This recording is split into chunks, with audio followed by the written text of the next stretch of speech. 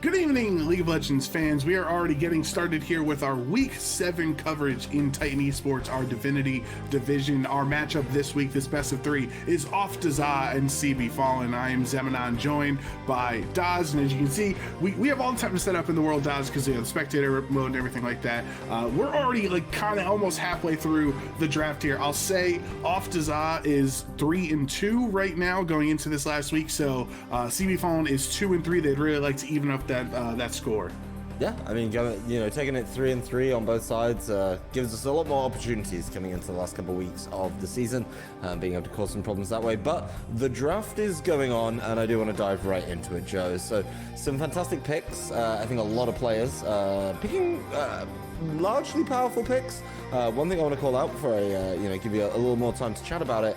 Tom Kench Nautilus, those are tank supports. I know you and I are both fans of the tank support, but those have been kind of out the meta for a little bit of time now, and I think that's pretty smart to pivot to something a little bit different, but we can work with it.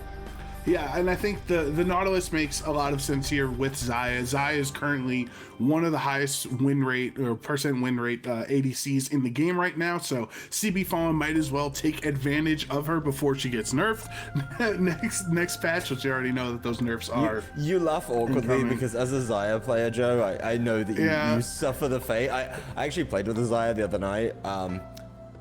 Bananas champion, absolute bananas champ. Really nice to take that on. Is she bananas or is Quickblade's bananas? That's what I need the answer on. If Quickblade's bananas, I think we'd have seen like an Ezreal over the Caitlyn, but that's by the by. But honestly, I think the draft is looking pretty much where I expected. Right, junglers and bot lanes first.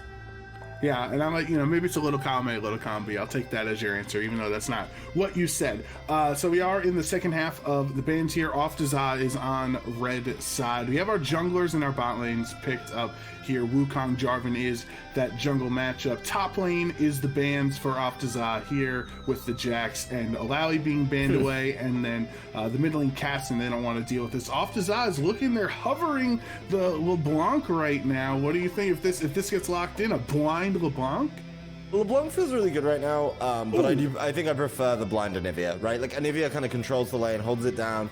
You look through the bans. Obviously, we didn't get to talk about them at length. We kind of jumped right in, but they're very smart from CB Fallen. At least, the Aurelion Soul ban has to happen, right? It's a fact right now. What have they done to my boy? Why have they massacred my boy? They massacred him and made him infinitely stronger. The new Aurelion Soul is absolutely ridiculous. But Anivia kind of fills that gap, right? Like controlling the lane, being able to hold things down a little bit. I like that kind of pivot into something that's similar. Speaking of holding the lane though, Cassiopeia coming through. So CB Fallen now have to blind pick a top, as we've talked about on this broadcast a couple of times before. Blind picking the top is where I really get into things, just because it's where I play. It's where I know the most about the matchups. And I think, the bans have been pretty impactful. I think GP is absolutely essential to get rid of. The Garen rising in popularity right now, along with the Jax, the Alawi. Off Dazah very focused on forcing the hand of CB Fallen. The Fiora, a blind pick, I think is very, very counterable. But it's really up to Off Dazah to see if they want to take that one away.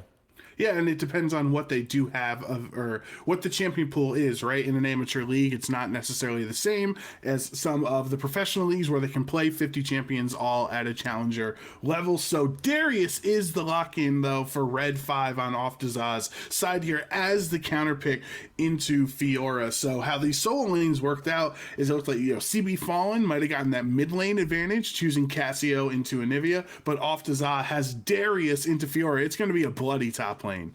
Yeah, I mean, I think Darius and Fiora, Darius obviously applies that early pressure, but Fiora just needs one quality riposte to really mess up the whole combo. I mean, if you can get rid of the apprehend with the riposte, it is a very quick mechanic to be able to pull off. But if you're able to do that, the Fiora can cleanly win that lane.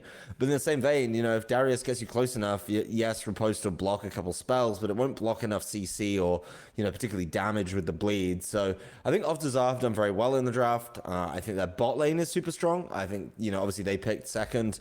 They saw the Kench. I think Nautilus Xayah is very, very strong right now. and being able to play around this. But what did you give up in exchange for Nautilus Desire? Well, you gave up Caitlyn, which obviously has the range. That feels good. Caitlyn Kench kind of feels a little bit weird to me, Joe. I like your opinion on this. I agree. It feels like, Caitlyn wants to stay back. Kench wants to go in. There's definitely some mismatch on that side.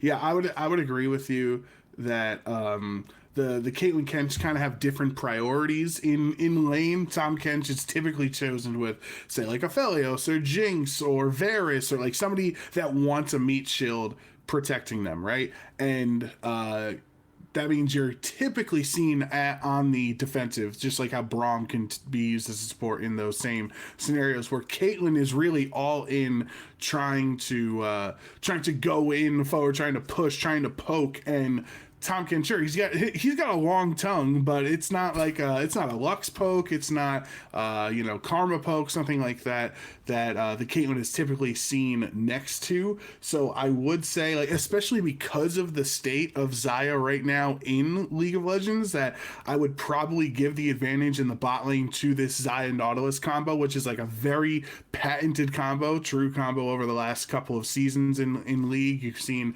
Xayah Nautilus pick together probably more than you would see Xayah Rakan, honestly. So I don't know about you, but like I would feel like the bot lane is going in CB Fallen Synergy way, at least going into the game here. I mean, yeah, even if you hook the Kench, right? Like, yes, the Kench is going to be able to body block. He's going to be able to pull away that Q from the Nautilus. But even if you hook the Kench, right, the Xayah right now is going to be able to do so much damage and, force out early shields, force out, just good damage down on the Kench. So it's definitely an awkward one. I think mid lane is aggressively even. To put it that way, right? Like Anivia and Cassiopeia both kind of sit back behind the wave quite comfortably and push it out quite aggressively with that combination of spells. Cassio doesn't really get any advantage out of rooting the Anivia, which is interesting. One thing I did learn the other day, I learned this the hard way, Joe.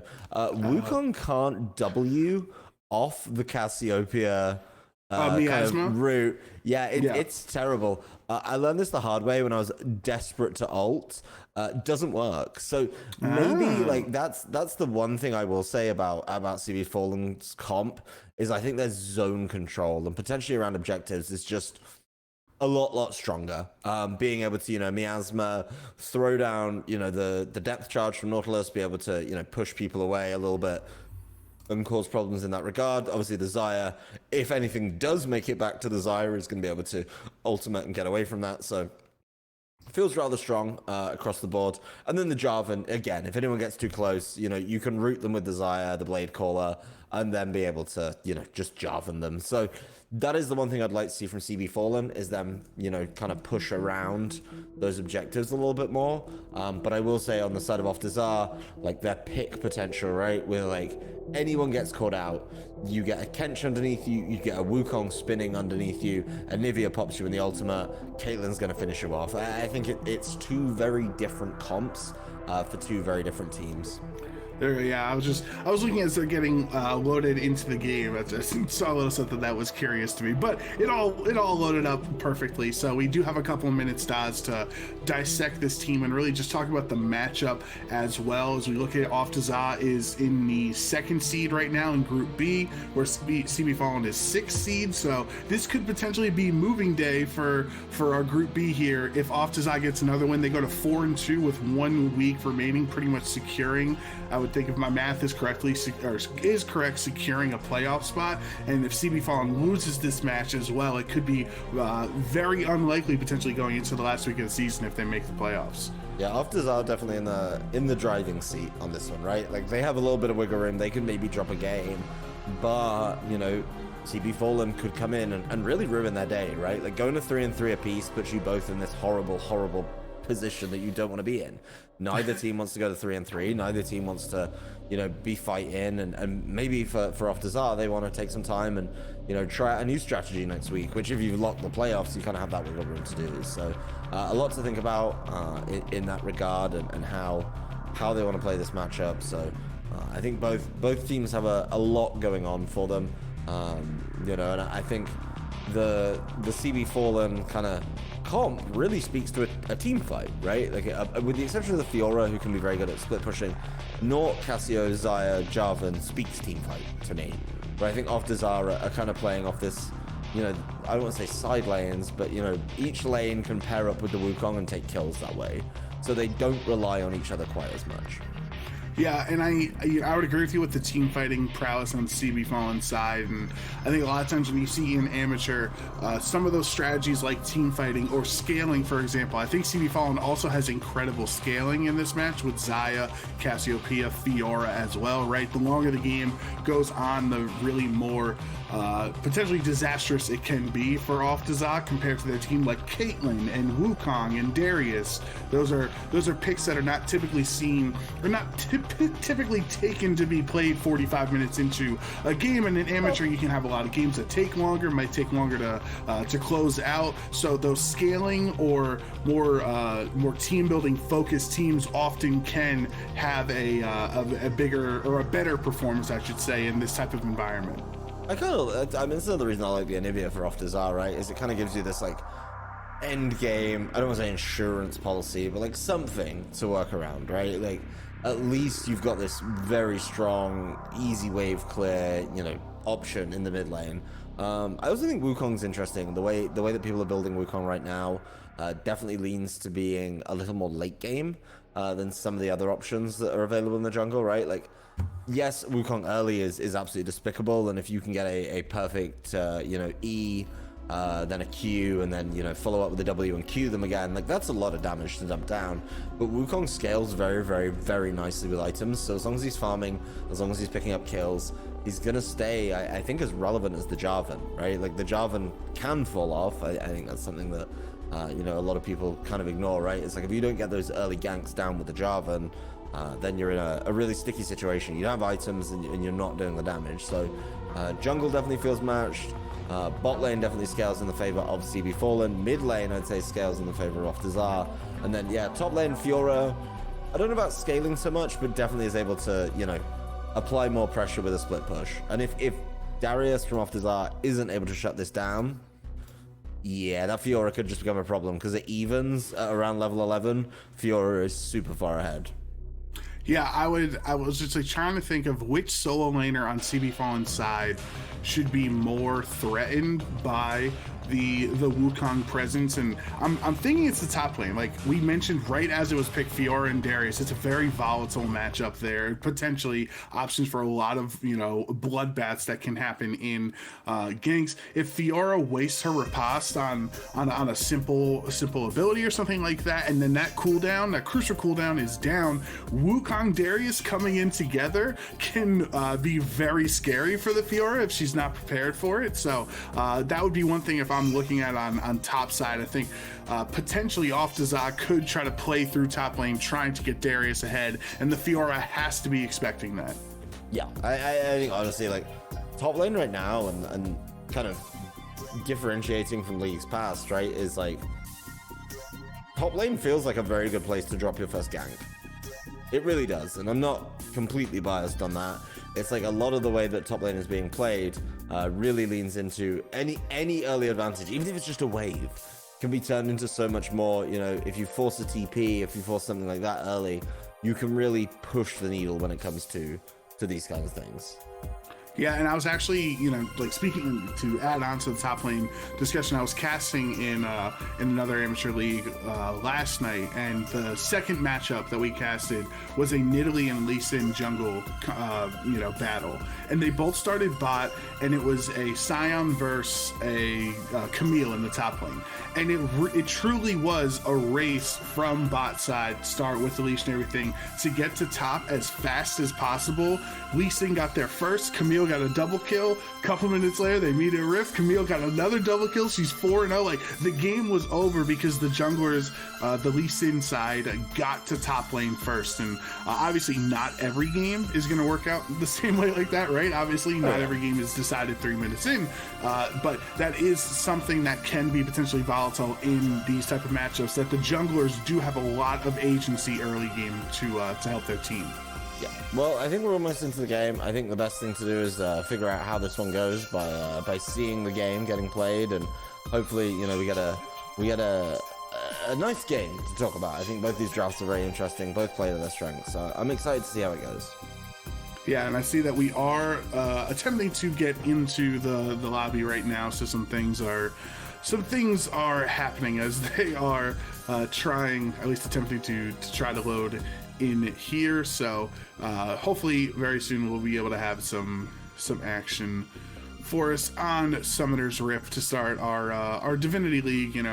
Everything here. Week 7, we're already close to the playoffs, guys. I feel like it feels like just yesterday that we were starting to cast our first matches here in Titan Esports, and here we are right now close to the playoffs.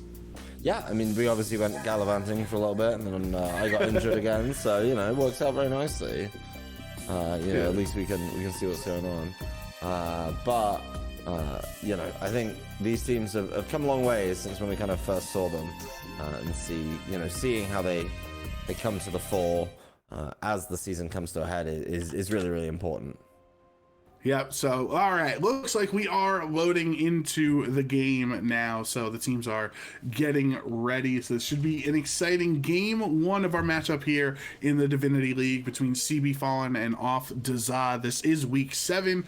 Right now, Off Dazah has a very high standing in the standings, I should say. Is 3-2. They are the number 2 seed in Group B. If they win this set, this best of 3, of course, obviously this is just game 1. If they win the entire set, it would really lock their spots potentially towards a playoff spot after next week. And then CB Fallen, I think there are definitely some players, some names that I've recognized from prior weeks, especially No Name on ADC, and currently on one of the best ADCs in the game right now in Xayah, and that Xayah Nautilus lane should be really interesting to showcase.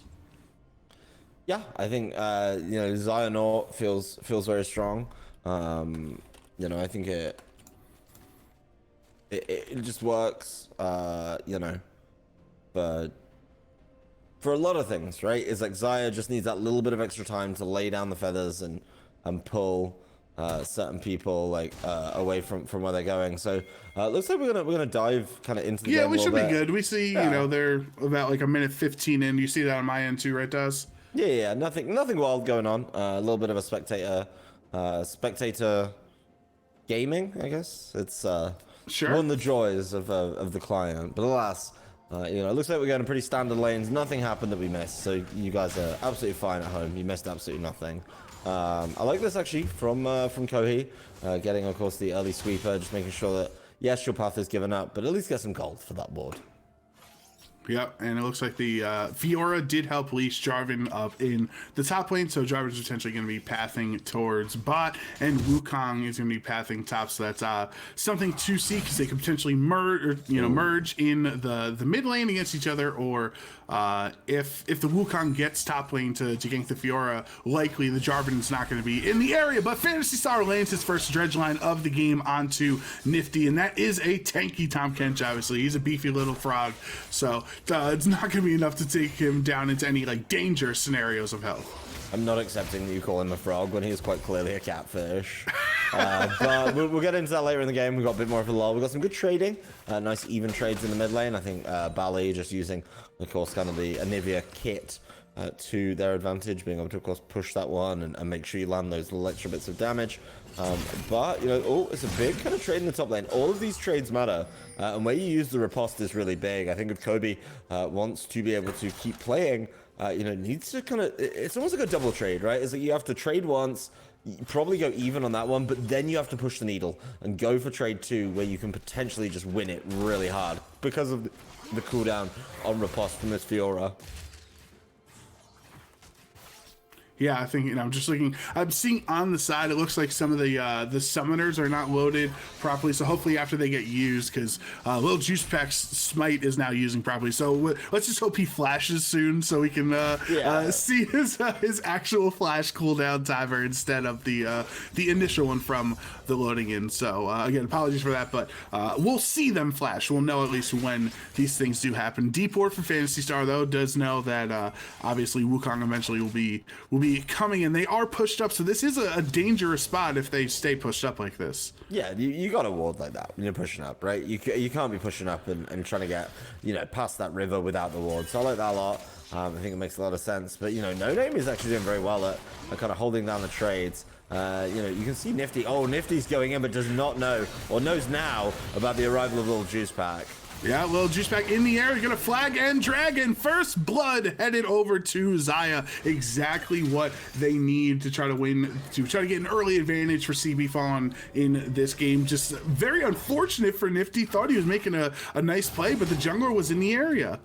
That is, you know, Tom Kench giveth and Tom Kench taketh away, right? Like, you're very much able to go in at your leisure, which is kind of a very unique thing. But if you don't have proper vision at the moment you want to go in, yeah, it can get quite nasty quite quickly. So I think kind of just a small misstep, you know, not understanding the pathing there, potentially from Nifty, or, you know, maybe the team not communicating about it, because it definitely felt a little bit sticky. Aside from that, I mean, lanes are even. Aside from that one kill that was just kind of handed over. Yeah, so it is only that little bit of gold differential between these two teams. As you're saying, most of the lanes are evened out. Tier start on both sides for the mid laners, though, because they want to start stacking that as quickly as they can. So it looks like Cassio has the bit of a tier advantage early on, and we should be hitting level 6s soon, at least in our solo lane. So that might be when the action really picks up. Yep, I mean, every lane's pretty close in CS. I think Caitlyn from Project Crisis being able to kind of make up some of that deficit. Of course, a kill, as we all know, is worth about 17 CS, based on, obviously, you know, a little bit different based on what those 17 are. But being able to, you know, at least kind of get things going feels good. Kobe, I'm not sure about this one. You're pushing in a big wave into the Fiora, and the Fiora should just be able to farm that up on the turret. We are at level 6s, though, for at least Bally. And so kind of just easily start clearing those waves and maybe making up, you know, a little bit of extra numbers in that regard. Yeah, and the Wukong is haven't really seen too much presence in the game right now, at least when it comes to the ganks so far, compared to Little Juice Pack's Jarvan gank earlier on that netted the first blood for CB Fallen. So like to see if Kohi can have a nice little, you know, maybe after clearing this Krugs, he has the CS advantage right now, but try to get somebody ahead in one of his lanes to try to just have a nice little gank. You know, that's all I can ask for my junglers in my games. Yeah, Kohi definitely pushing things along a little bit. You know, just trying to get that farm. Obviously, the big breakpoint for Wukong is that level 6. Being able to go in and use the ultimate just feels very, very good. So definitely not the worst thing in the world to do as an idea, you know, just farming it up. That is going to be the Scry's Bloom pop by Fantasy Star and not seeing anyone. So this could actually be like an almost false sense of security, because you didn't see the Wukong and the Caitlyn just coming directly through that jungle. Let's see if Bally's able to start causing problems, or at least zone them quite nicely. Ooh, Bally's definitely walking into some trouble. Yeah, the miasma is used there to try to slow the Anivia. On the other side, nothing happens because the rest of CB Fallen did not follow up on it, so maybe it's just going to get out to safety. And we are 7 minutes in here, first dragon of the game. Obviously, it has spawned, so it could potentially be a big team fight happening on here in the bot lane. We do have 4 here, 4 off to Za, trying to get this dragon. First dredge line does connect onto Belly. It's really low, popped up, and he's going to be put into the egg. Are they going to be able to pop it before Anivia comes back out? The answer is yes. Kills the opposing mid laner. Kohi has to flash away. Second hook lands onto the Tom Kench, but he's obviously beefy, so not going to be able to get the kill. There, Kohi goes back over the wall. He was safe, but he goes back in and dies, and that's another kill given over to the side. Xayah with the pullback. No Name gets another kill, and that was a bloody team fight at Dragon. It's not over because Nifty is trying to walk away from Fantasy Star. He said, I'll let you live for another day. Yeah, I mean, really, obviously, interesting exchanges across the board there. Kobe and Northwort not being able to, you know, solve it with the team, just had to solve it 1v1. And, of course, the Darius getting the better of that one. So that is very good news for, you know, off Desire. But on the flip side of the map, you know, CB Fallen being able to pick up a bunch of kills down in the bot lane. 3 kills, picking off, of course, Bali, Project Crisis, and Kohi, who wasn't safe. It just feels like a bit of a mismatch, you know, in that regard, right? Like, they were just able to fight that one out better. I think, you know, you let the Cassiopeia do a lot of work. And there really wasn't enough kind of blocking you from the side of this Anivia, who is definitely taking a bit of a beating. But after that back, you know, after starting to build the Rod of Ages with the Catalyst of Aeons, already feeling a little bit better and winning a return trade. Yeah, you might be down a couple CS, but with the 2 kills, obviously you're more than happy to take that trade. And CB Kills has actually been pretty aggressive in this matchup. I feel like multiple times we've actually seen just getting stuck in front of the Anivia's wall and being in the AoE circle and just trying to hit Bally back. So could be you're obviously feeling strong right now and you're 2-0 and you have the advantage, but you don't want to be overconfident when Wukong can come out from any direction. Yeah, I mean, the Wukong as well, you know, I'm not saying Kohi's done a bad job, but hasn't been in lanes yet. And we know that Kohi is 6. So I want to see that push. I want to see that pivot, right? You can't go top. The Darius from Kobe is pushing in pretty aggressively. So you got to find another lane. And, you know, look at the map. Where are the wards? What is Bally able to win these trades early? Yeah, I think Bally is. So that feels to me like the focus has to be onto the mid lane. Particularly while bot lane is as even as it is as we focus back on it. So just need to see a little bit more out of Kohi, I think. Try and obviously reduce some of that deficit. We're already looking at about 1.5k gold, if not pushing into the 1.6 margin. Definitely need to see something as little juice pack. Yeah, that's what little juice pack can do. Yeah, Cataclysm is used and Bally is forced to flash right out to safety. Kohi is in the area though, so if they kept pursuing the Anivia, he'd be able to respond, but they are just going to back off for now, deciding to trade your ultimate on Jarvan for the Anivia flash. Sounds like a fair trade to me, and the only difference, obviously, Darius is up a couple CS, but also has that kill. Cyclone is used, yep, little juice pack has no chance, no flash, no nothing, and Wukong gets a little bit of revenge. Yeah, much better from the side of Kohi, right? Like, finding opportunity there, being able to cause these problems with Fantasy Star, landing a hook onto Nifty. Yeah, and now you do have Wukong showing in the mid lane where CB Kills has been winning, so help him out a little bit there, help out his bot lane. The 2 shutdowns so far in the game, it's only 150 gold, but are on the Cassio and the Xayah, which is what you would like to see if you are CB Fallen. Flash ult over the wall. It's a Valley. I love the sweaty play there from CB Kills. It doesn't get anything though. Yeah, CB Kills flashing over the wall while, of course, you know, Bally's just clearing that ward. It's a huge play, and if assuming the ward is being cleared, then it's an easy lockup and potentially an easy kill. But huge play from Bally, being able to hold that one off, being able to say, you know what, I don't really care, I'll just turn around. Absolutely massive. This is where I want to see Kohi play a little bit more. Needs to be a little more conscious of the ward that they've just walked onto. Yeah, Kohi is spotted, so unfortunately, Wukong's not going to be able to do anything. And it's also kind of a bad matchup, too, against the Xayah, as Xayah is one of the only true marksmen that does have a counterplay button to Wukong, which is her ultimate. You can actually try. I've definitely faced off against Wukong to Xayah, where I use the Feather Storm, and then right as I come down, that's when I pull the feathers back, and you really stop those potential cyclones. But little Juice Pack is going to get into the pit, trying to go for this first Mountain Drake. First dragon in the game still has not been taken. It's 4v3 right now, how it's looking in the river. Darius is kind of close, but they're not going to contest this dragon. Yeah, there's nothing really that Off-Desire can do about that one, right? As soon as the team turn up, you have the control from the Wukong, from the Cassio to block somebody like the Wukong coming in. You know, you've kind of caused those problems. So I think getting the dragon and getting a plate on the top is just a bad roam from Kobe, right? Like, not able to get the value out of that. Fantasy Star is looking, we've seen that one a few times. Yeah, the point blank hook, you might as well have just punched a wall, essentially, is how it worked out for Fantasy Star, unfortunately. But they're gonna go. Are they gonna go for the Rift Herald, or instead are they just going for a gank in the top lane? Kobe is feeling it. He's feeling potentially there's a gank coming, and they are just gonna go away. Oh, that would have been rough if he stuck around. Yeah, that would have been a tough beat. But you know, there's a lot of commitment to the top side of the map, so I think CB Fallen looking to be able to pick up one of those Rift Heralds.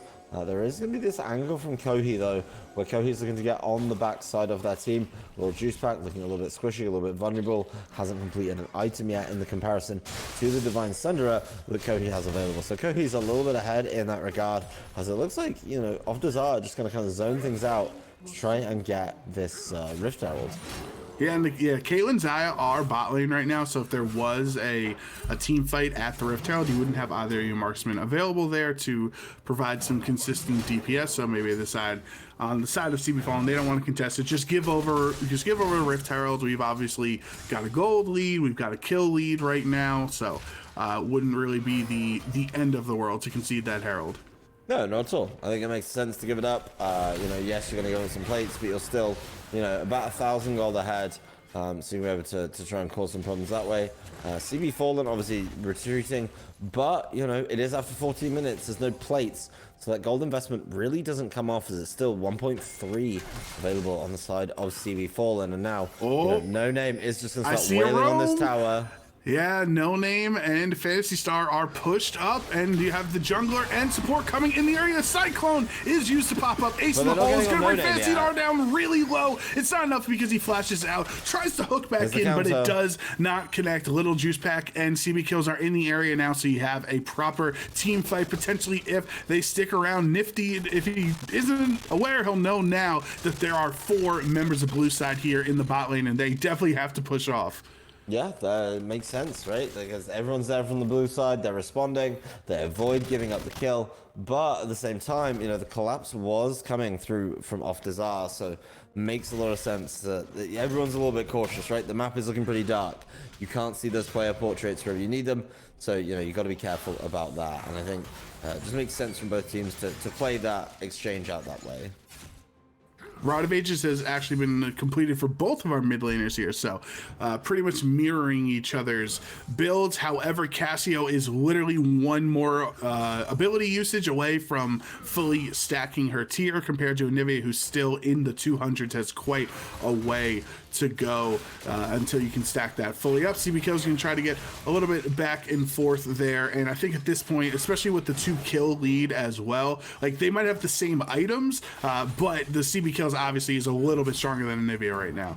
Yep, just makes a lot of sense, and of course the advancement on stacking that tier, so even though they're down in kills, I do think Optizar are in a very good position and understanding of exactly where they need to be. I mean, a lot of waves are being dumped in by Kobe.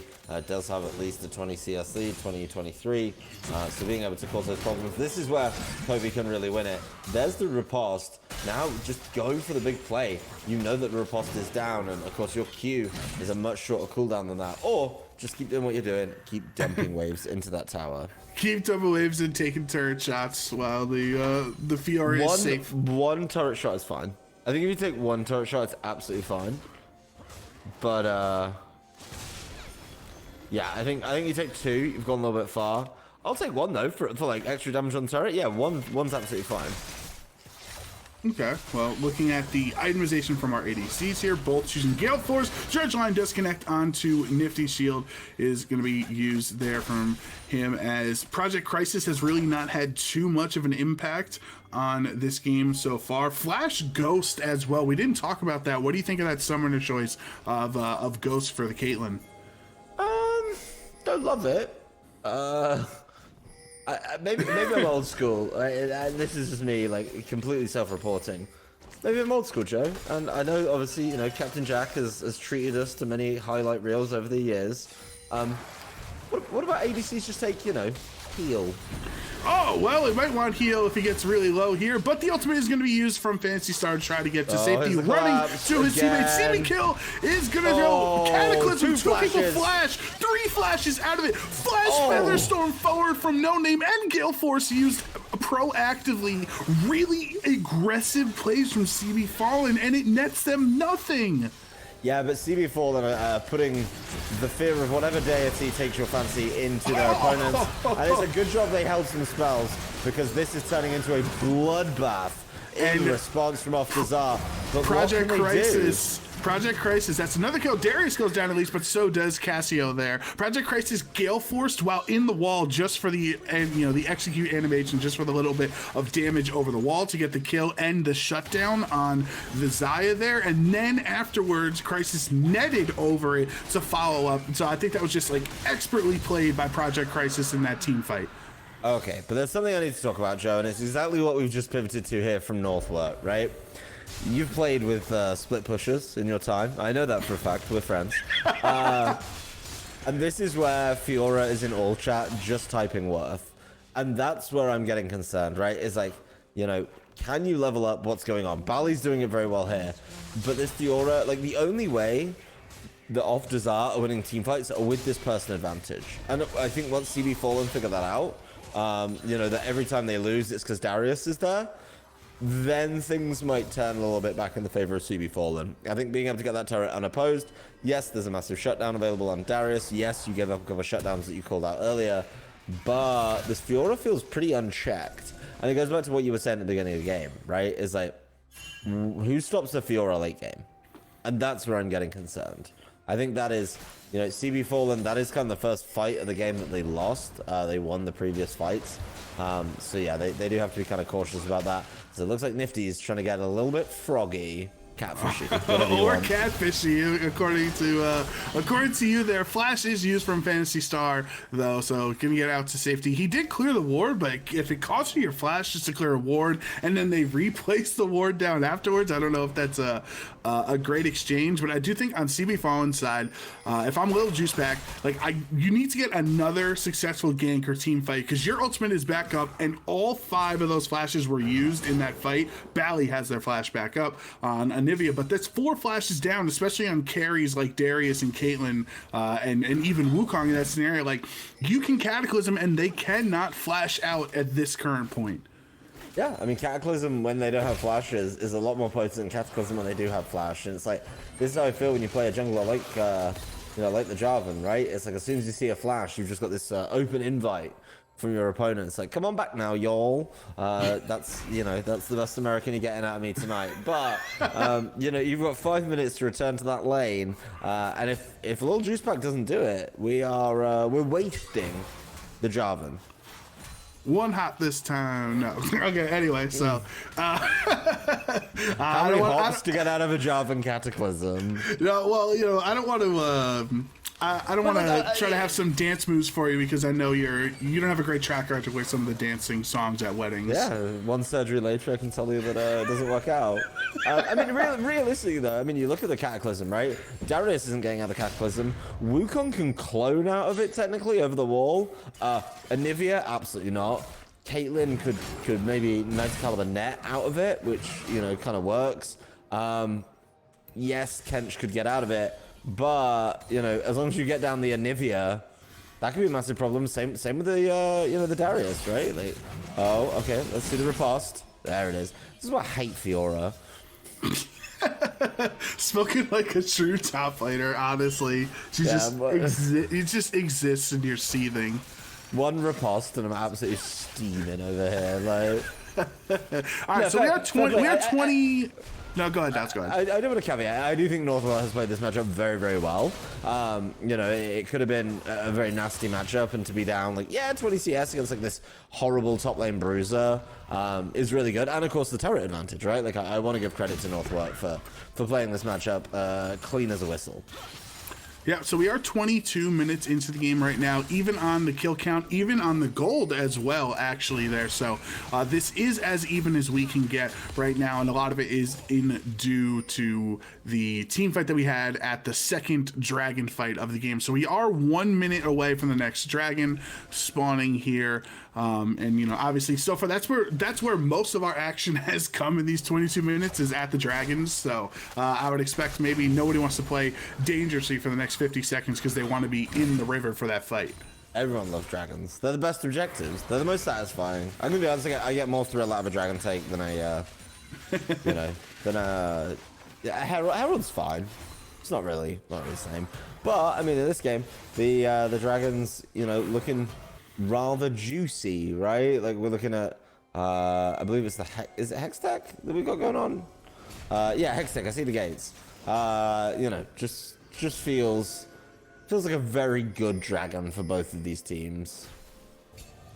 Yeah, you have 10 seconds till that Hextech spawns. That will be the third dragon of the game. They are split 1 each, so it's not like either of these teams are that close to a potential Hextech Soul, but they're going to have a little bit of positioning. Phantasy Star clearing that out. 3 members of Off to Za are already in the river. They're placing the ward over a dragon. That's 4-2 right now. Bro, Fiora doesn't care about dragons because she cares about turrets, so the top lane turret is taking. Teleport, now she can get into the fray here as CB Kills is in the area. Oh, the Dredge Line connects onto Kobe, though. He's full health, though, so Phantasy Star is not going to do anything. The first person to die. So does Kobe, though. Now going to have a smite on Off to Za's side to try to get this. Kobe's going to flash out to safety. Cassiopeia just barely misses it, however, does get a double kill off on the Tom Kench. Project Crisis is going to net away to safety. Bally has to walk away as well. You don't want to give up anything. Another really offensive Featherstorm into flash from No Name. I'm not really sure what is going through the decision making there on the Xayah. I think the decision making is like, you've not been able to make a play yet, so let's get it going. But fair play to Northward, right? Like, Northward sticks in the top lane, takes the turret, so they're already up on that, and then it's a 2-for-1. So this is just looking really, really good for CB Fallen, right? Being able to say, you know what, we're going to get what we want out the lane, cool. We got the top lane turret, it's already up on gold on that play. But then we're going to try and come down. I think Northwell played that fight really, really well. Was obviously doing a huge amount of damage. And just, you know, caused a lot of problems that way. A lot of credit as well, of course, to CB Kills in that fight. A fantastic ultimate across the board, being able to cause those problems. And what was a little bit shocking, I mean, the only downside I can say is, you know, it's weird that No Name wasn't able to take advantage of that ult from Kills. So, apart from that, though, you know, clean fight, clean dragon take. You took the advantage, but I want to give credit to Northwell for taking even more out of that situation. I do also, okay, Daz, we have had so many conversations about this over the years in League of Legends itemization on the Xayah. Lord Dom's, this, I need the authorities. Lord Dom's second on Xayah, just even pre-freak 40% crit threshold changes on IE and Navori. Even before then, it was not good. A lot of times people did it because they saw somebody built a cloth armor and decided we need Lord Doms for it. Especially now with the 40% threshold of Navori and IE, I think it's even more of a worse decision than it was before. Well, I know that you know, I was away for a little longer, but I know you and I were away for a couple of weeks, Joe. We were obviously away, you know, in Australia, and it was a very pleasant time. We had a lovely time. But on my flight home, and I know you know this, but I'd like the viewers to know as well, I had to sit next to a nun, a woman of the Lord, on the way back. And I actually spoke to her about it. I said to her, you know, I did a couple of Our Fathers, a couple of Hail Marys as well. And I said to her, but I just want to know what the biggest sin is. And she looked me dead in the eye, this woman, I tell you, Joe, and she said, it's Lord Dom's second. And what can I say? You know, she's a woman of the Lord. She's a lady of God, and she said, you know, Lord Dom's second is the ultimate sin. So, for those it's just of you like, what are you penetrating right now that you need Lord Dom's second? All right, let's ruminate. I mean, okay. So, okay, I see the logic, right? You've got the Kench and the Darius, but like ideally on both of those, you want to be far away from them anyways. So, right. Yeah, I agree with you. I mean, that's also what Kraken is for. Like Kraken, obviously, Gale Force is Xayah's best mythic, but if you really need to deal with tanks, then there is a mythic for your ADC that likes to deal with tanks as well, more than the Lord Doms. Oh, whenever I get stuck on an ADC, there's only one for me. That's it's gonna be the Kraken Slayer. So yeah. I'm with you. I love the Gale Force for like the playmaking, but the playmaking hasn't worked out with those 2 Flash Featherstorms so far. Oh, I agree. I think No Name has picked a very good ADC and has been Obviously 2-1-5, not a bad scoreline, but definitely earlier Featherstorms is what I want to see from this side. And obviously, I think with the earlier Featherstorms, some of these fights could have been a little bit more convincing, right? Like we wouldn't be looking at this, just a very meager gold lead of just under 2,000. I think we'd be looking at some monstrous leads at that point. So, and it also helps keep Caitlyn in the game, right? Because we already we're curious with the Ghost decision on Caitlyn. It's not like Zeri or Sivir or Jinx or something. Like Caitlyn doesn't really operate the same way as those hyper carry ADCs, so the Ghost doesn't feel like it's in the best spot. But she's at her 2-item power spike. She's at the 40% threshold that you need for Infinity Edge on your crit, right? So by itemizing this way and delaying your Navori power spike, it somewhat keeps Caitlyn in the game where she shouldn't be at. Yeah, I agree. I mean, we can see what the Caitlyn's going for third, so I'll say third is definitely better than second, but we let it ride because we're already upset enough as it is. Yeah. What's interesting to me about this pairing is I think both teams, and I think somebody's already mentioned it, is like neither team is really pushing the needle, right? Like I don't know if CB Fallen know they have a lead because they've not pushed it at any point in this game. Like technically, both teams have their playoff on the line here, and neither team is pushing that needle, right? Like it's a best of 3. You've got a little wiggle room, to maybe. I'm not recommending it, but maybe make a small whoopsie. Neither team really wants to push it, and once again, guess what's up, Joe? It's the dragon, and we're just kind of like handshaking on it again. Are we just playing for dragons because this game is about to go another while? Apart from that, Kobe does flash forward, go from the decimate to try to stun him in place, but now he's gonna have to run away, and he doesn't have flash anymore. Cataclysm though onto just the support. Jarvan goes down. There's Project Crisis. It's gonna get a lot of damage. Shut down. He kills the Xayah there. Cassio gonna flash onto the wrong side. Ace in the hole is used here. Triple kill for the Wukong, and that's a huge swing there for Off to Zaz. They're now much closer in gold, and they actually have the kill lead. Yeah, they got a kill lead. They did pick up a lot of gold there. We're now down to under 1,000, which at 30 minutes really doesn't matter. Honestly, 1,000 gold at this point. Once again, the big thing is Northward being able to take those extra bits of damage, or those extra turret plates is really good. Obviously, that inhibitor is now open, and Northward is just playing this split push game. But as somebody, a connoisseur of the split push. Is it worth? Is the question you have to ask on every push, right? And is Northward going to be able to out-split push this very well-coordinated side of Off-Desire, right? Like, they've played well around a couple team fights. I think that really CB Fallen have pinned their hopes on Northward at this juncture. And I think the next 5 minutes up until that next dragon is going to be decisive.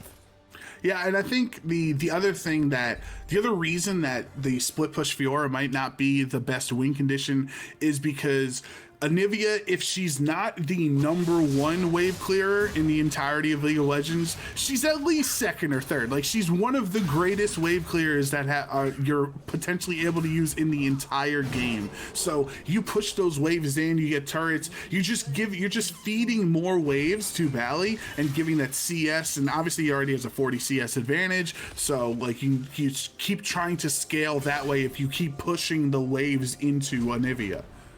Yeah, I mean, I think the big thing here is, when does the split push become worth? Because this is a couple times now where, I think honestly both of the dragons that Off-Desire have taken have been because Northward has been sat in a side lane and they know about it, right? Like the minions show you that Northward is there. So unless Northward is pushing, like, yes, you got the inhib there, but inhib for dragon would have been a fine trade. Inhib for dragon and baron, not so much. Just because then it's capable of Off-Desire to be able to just walk down the lane and take all that gold and all that pressure you got just by having the Baron. So the split push is a refined taste.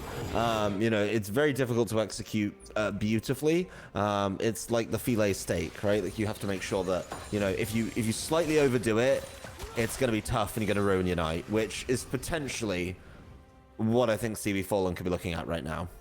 Hey, we did have a great steak while in Australia. I had a lot of delicious meals there. So, Oh, yeah. I know I don't want to just keep harping back on to. Apart from the time the woman at K Barbecue basically told us we weren't cooking it right and took over for us. Yeah, you lost your meat flipping privileges, and they just started flipping it for you. She took the tongs away from me. It was quite the time. But alas, we're back. I think a little bit of resets. Everyone's coming in.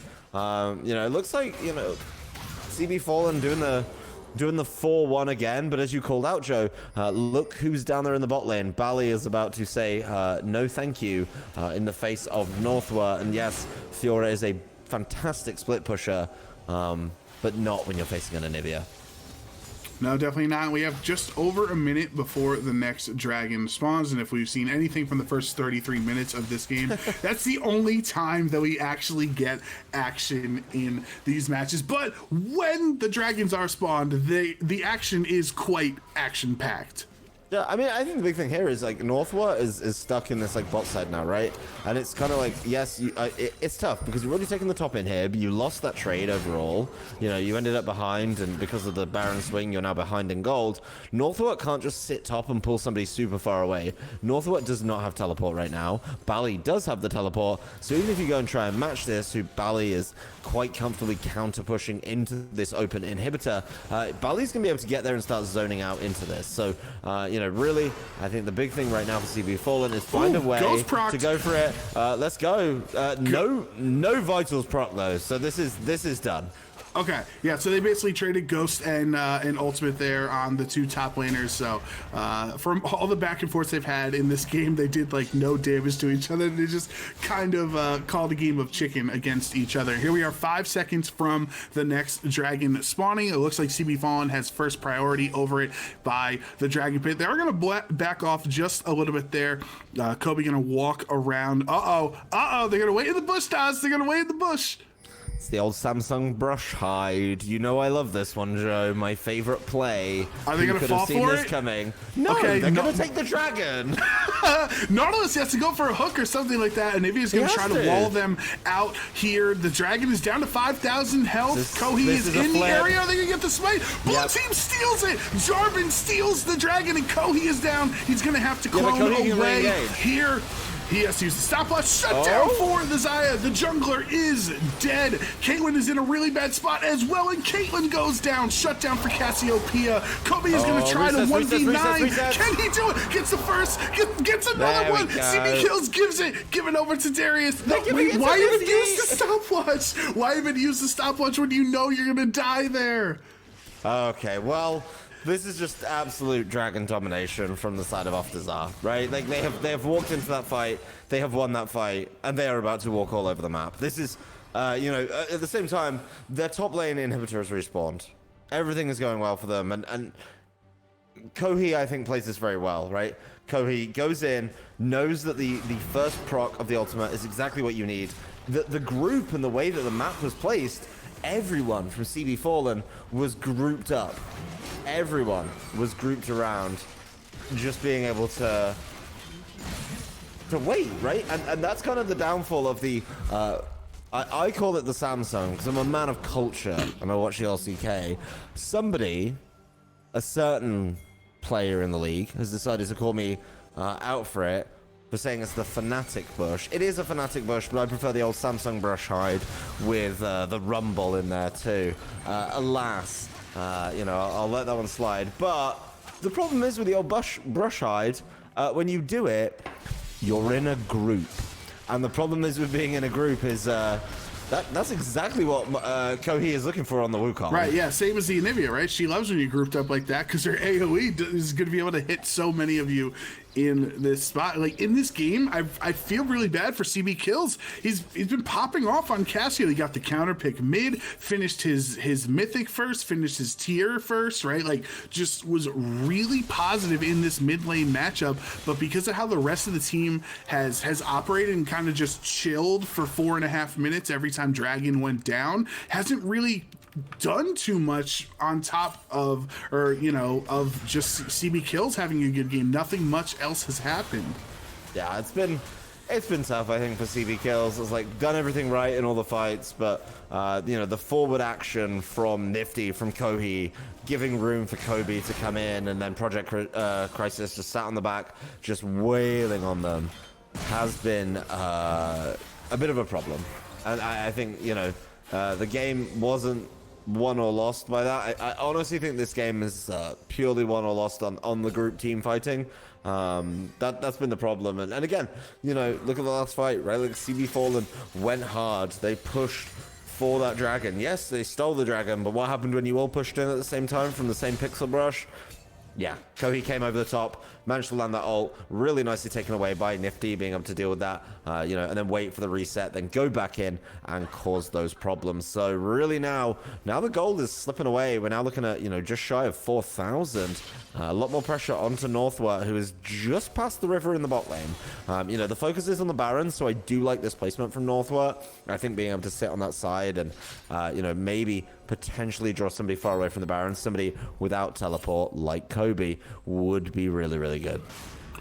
All of our soul laners are level 18 in this match. 18 on Project Crisis on the Caitlyn. No Name is just going to try to farm up to get to max level as soon as possible. Vitals are not popped though, as Kobe is just going to ghost away to safety here. And you know, looking at some of the itemization, Xayah has 4 fully built items. Darius as well has 4 compared to the Fiora 3.5. So even though Fiora's been able to split push and all that stuff, it hasn't netted too much of like a CS or a gold lead potentially, because Darius has 6 kills.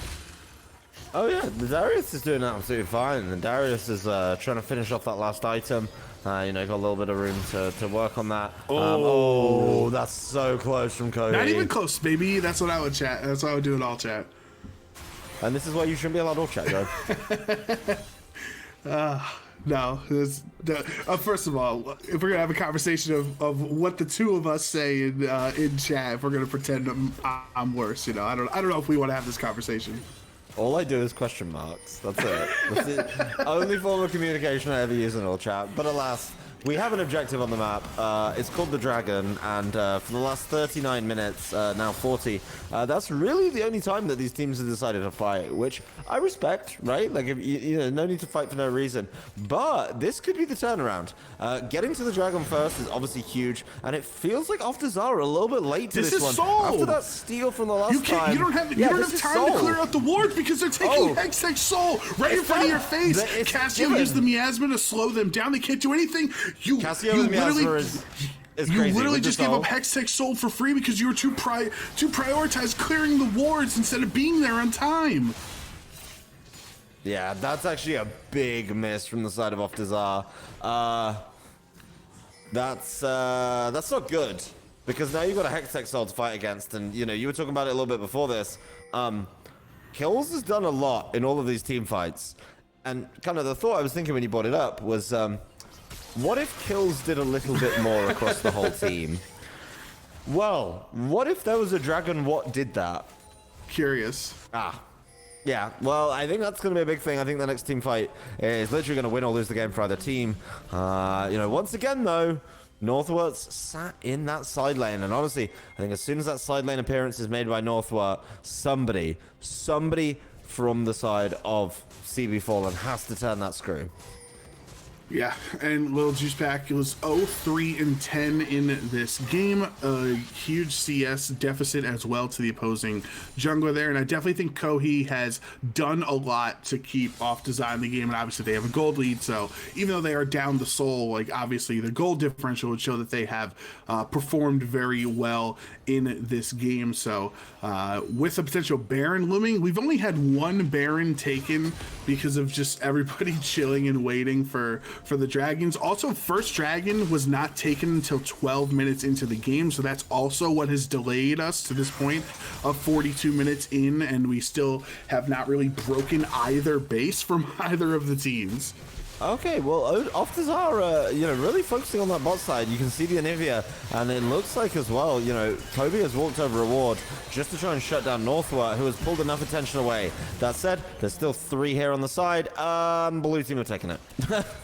Yeah, so that is another uncontested objective heading over to CB Fallen, and a Baron obviously is really nice to help them push with the, at this point, 42 plus minutes into the game. This couple thousand gold differential is not too impactful on considering it's a Baron and an Ocean Soul on their side as well. It's pretty much even. Yeah, 1-3-1. I think is exactly what CB Fallen need to do. They need to just put, of course, the Fiora of Northwa in one lane. Probably put I'd say the Cassio kills in the other lane, and then just 1-3-1 it.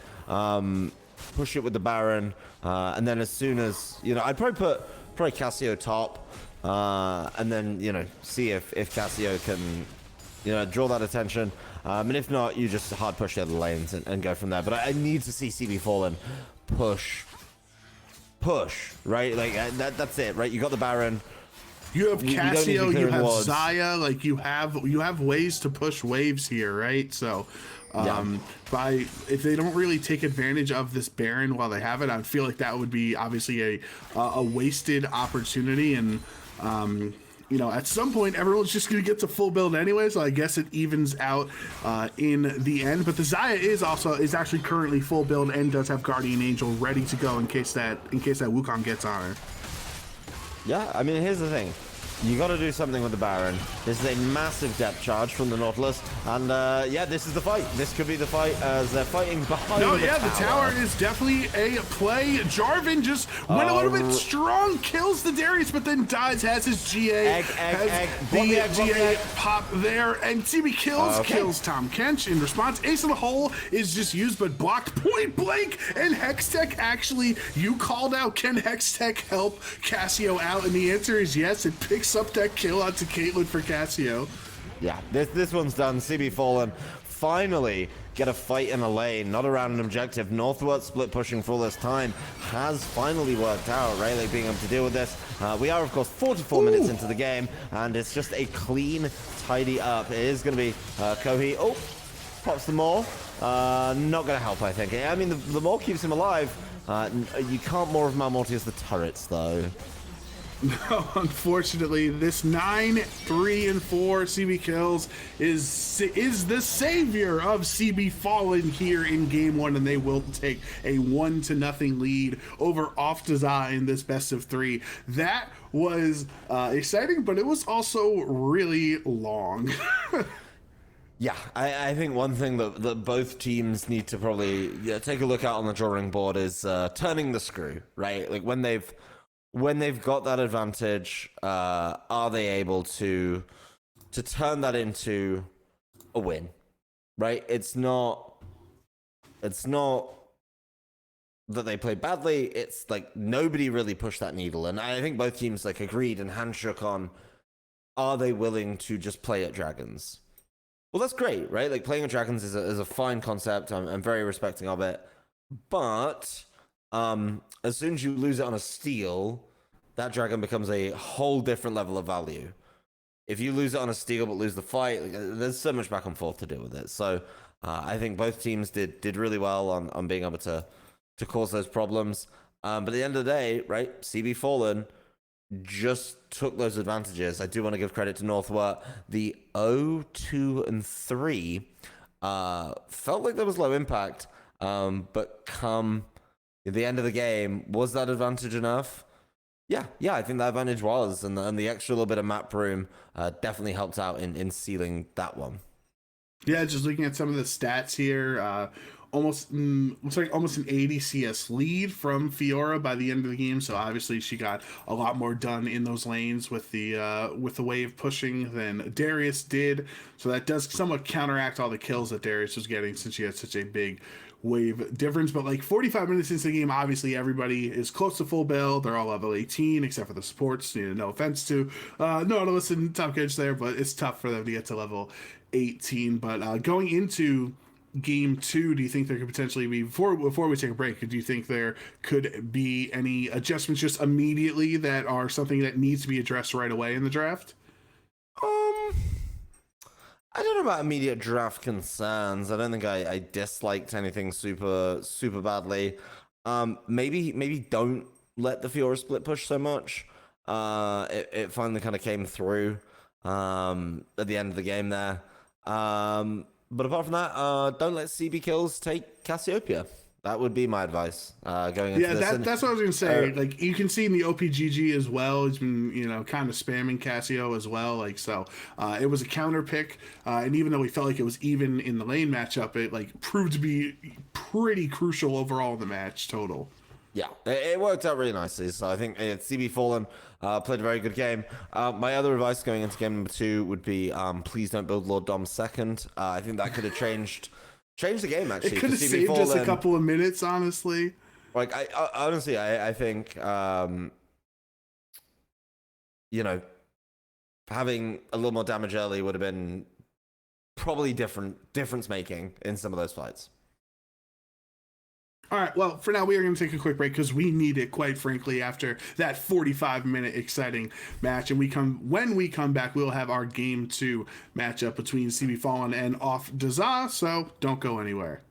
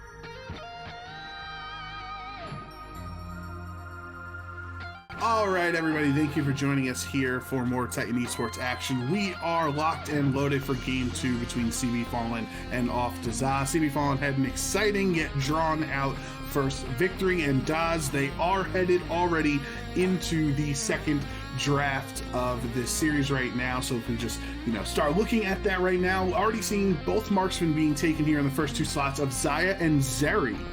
Yeah, I mean, let's just run through the bans real quick. It's going to be the exact same 3 bans from CB Fallen. Makes a lot of sense when you look at some of their players. Yeah, makes a lot of sense to get rid of some of those champions and try and cause problems that way. But being able to get rid of the Aurelian Soul, one of those super power picks that's been recently cropping up, makes a lot of sense. And then the Amumu Gangplank, but then it's the Jarvan taken away. So even though CB Fallen didn't have the impact that the Jarvan may have wanted, definitely felt like it could potentially cause problems later on. A champion that I honestly consider very much in the spirit of Jarvan. There's the Vi locked in for CB Fallen, but going up against the Zeri Maokai, Maokai feels like it has to go support right now just because of the large bat that it got hit with to make it a little more manageable across the board. Could be pivoted around still, but it definitely feels like a support. And you said it wasn't paired right in the last game. Is this what you're looking for, The John? Lovers duo unite here in Titan Esports. Love to see it. Rakan locked in. I think it makes a lot of sense for CB Fallen here to take Rakan on Blue 3 because it could just get banned away in the second half of bans. And I was going to say, I wouldn't necessarily lock in that Maokai as a support because I don't think it has great synergy with Zeri, and Renata has much more typical synergy you see between that bot lane there. So it looks like Maokai is either a top lane or most likely will be that jungle potentially to fight against Vi. Well, I was wrong, and I will accept that. But Off to Za making some adaptations in the second half of the ban phase, getting rid of that Fiora that caused them so many problems, and the Jax, another one of those fantastic split pushers. The Kassadin once again taken away by CB Fallen, and then the Darius. So we're definitely getting a variety in the top lane, which I do like. I think, honestly, you got a lot of lanes here. Or at least one lane for CB Fallen that can go in and set up for the Vi. What I want to see from CB Fallen, who obviously have that one game advantage, are able to cause those problems, are going to be able to potentially win lanes if Vi turns up and you can lock them down, which is why I really like Off to Za's draft so far. Renata, Maokai, counter ganks, counter engages are going to be absolutely huge here. Cassio is not banned though, and CV Kills had quite the pop-off on her last game. So I don't know how the matchup, how CB Kills thinks this matchup against the Orianna is compared to what was the Anivia in the last game, but obviously Orianna, a mage, you might want to match that control mage style with this Syndra if that is what's going to be locked in, and CB Fallen do change it up here. Syndra, somewhat of a lane bully though, going to try to push in this Orianna. Yeah, Syndra can definitely cause problems. Syndra definitely kind of ups the ante a little bit, right? I think the last game was drawn out. We were both saying it was a very long game. Nobody wanted to turn the screw. But Syndra pushes that pick potential. And that's what CB Fallen have drafted a lot for right now, right? Is Vi, Syndra, Rakan. It's all about the picks. A safe pick in the top lane, so we are moving away from that split push that Northwort was playing. I'm not saying that it's impossible to split push with Gragas, but it's just really slow. It's not impossible, but it's just not. It's also not suggested too, right? You want to be around in the team fight. You want to have those casts exploding in front of everybody. And Mordekaiser, speaking of unsafe, this is a very dangerous position. As you and I both have a lot of experience playing Mordekaiser, one of our favorite champions, and he just doesn't care who his lane opponent is. Quite honestly. Yeah, that's a much better top lane pick. I like the Darius, but the Darius was kind of caught in this awkward position where Darius wants to go team fight and Darius wants to go bully the lane. Didn't quite get the lane bullying, didn't quite get the team fighting off. But I think for Off the Za and Kobe in particular, showed a lot of promise, particularly in the team fight, right? And you know what makes team fights really, really cool is when you're at a numbers advantage. And that's literally what Mordekaiser does. Point and click with DR, take them to the Death Realm, or Brazil, as some people would say, then you'll be able to, of course, win those fights a lot easier. easier. If you're taking away a big threat and then the rest of them are slapping each other around because of Renata, the rest of them are getting caught by the Maokai ultimate. Off-Dazar have drafted pretty much for the team fight.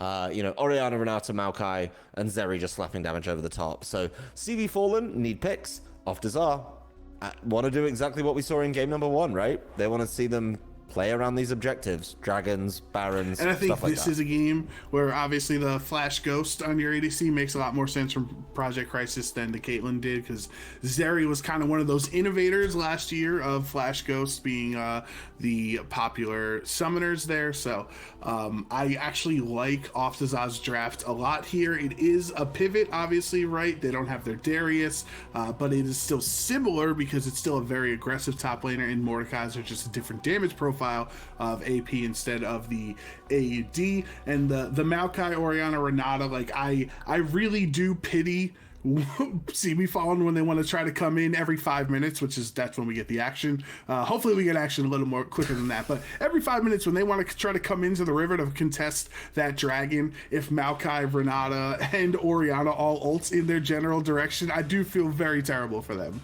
Well, it kind of goes back a little bit, though. We talk about the team fights. It kind of goes back to what CB Fallen were doing really nicely in game number 1, right? Is CB Fallen were, particularly towards the end there, getting to the dragon first and controlling that a lot better. And Gragas, Syndra can do that. If anyone gets a little bit too far forward, you can Rakan them. I think there's honestly a lot of merit to that team fight as well, but it does rely on CB Fallen getting to those objectives and mapping out that area and those chokes first.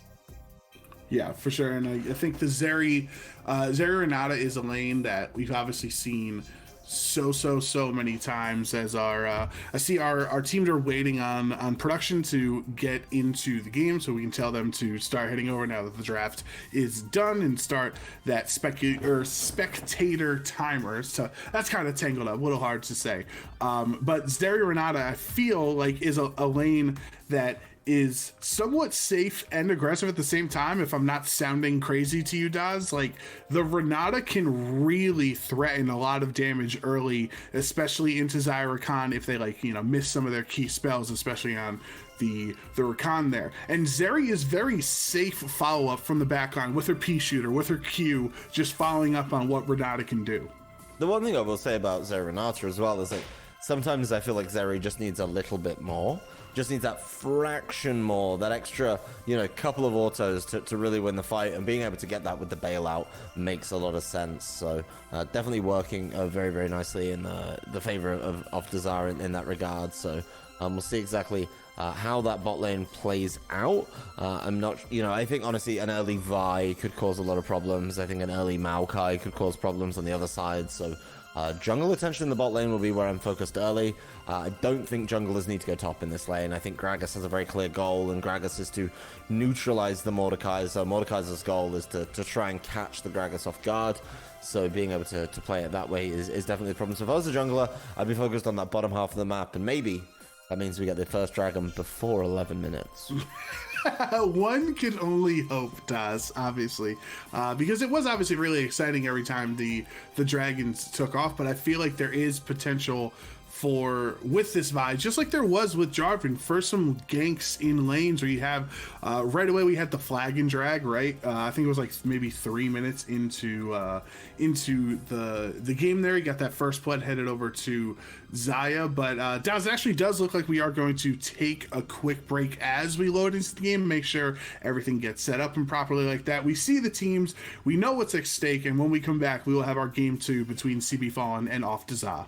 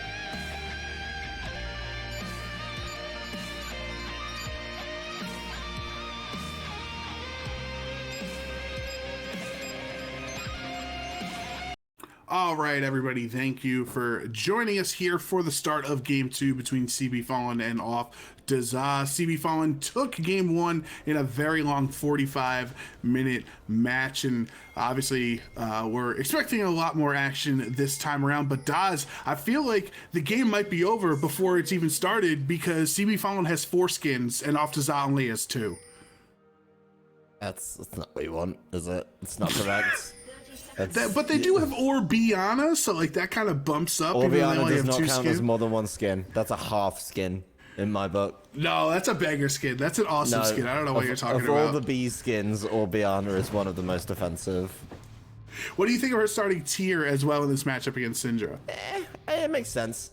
I think, like, if you're going to play Oriana, right, you want to be ready for those late-game team fights where you're able to do massive damage, and being able to help yourself out like that just makes sense. So my concern is one slip-up, and the Syndra from CB Kills is going to be able to punish you and kills you. So a lot of work to do there.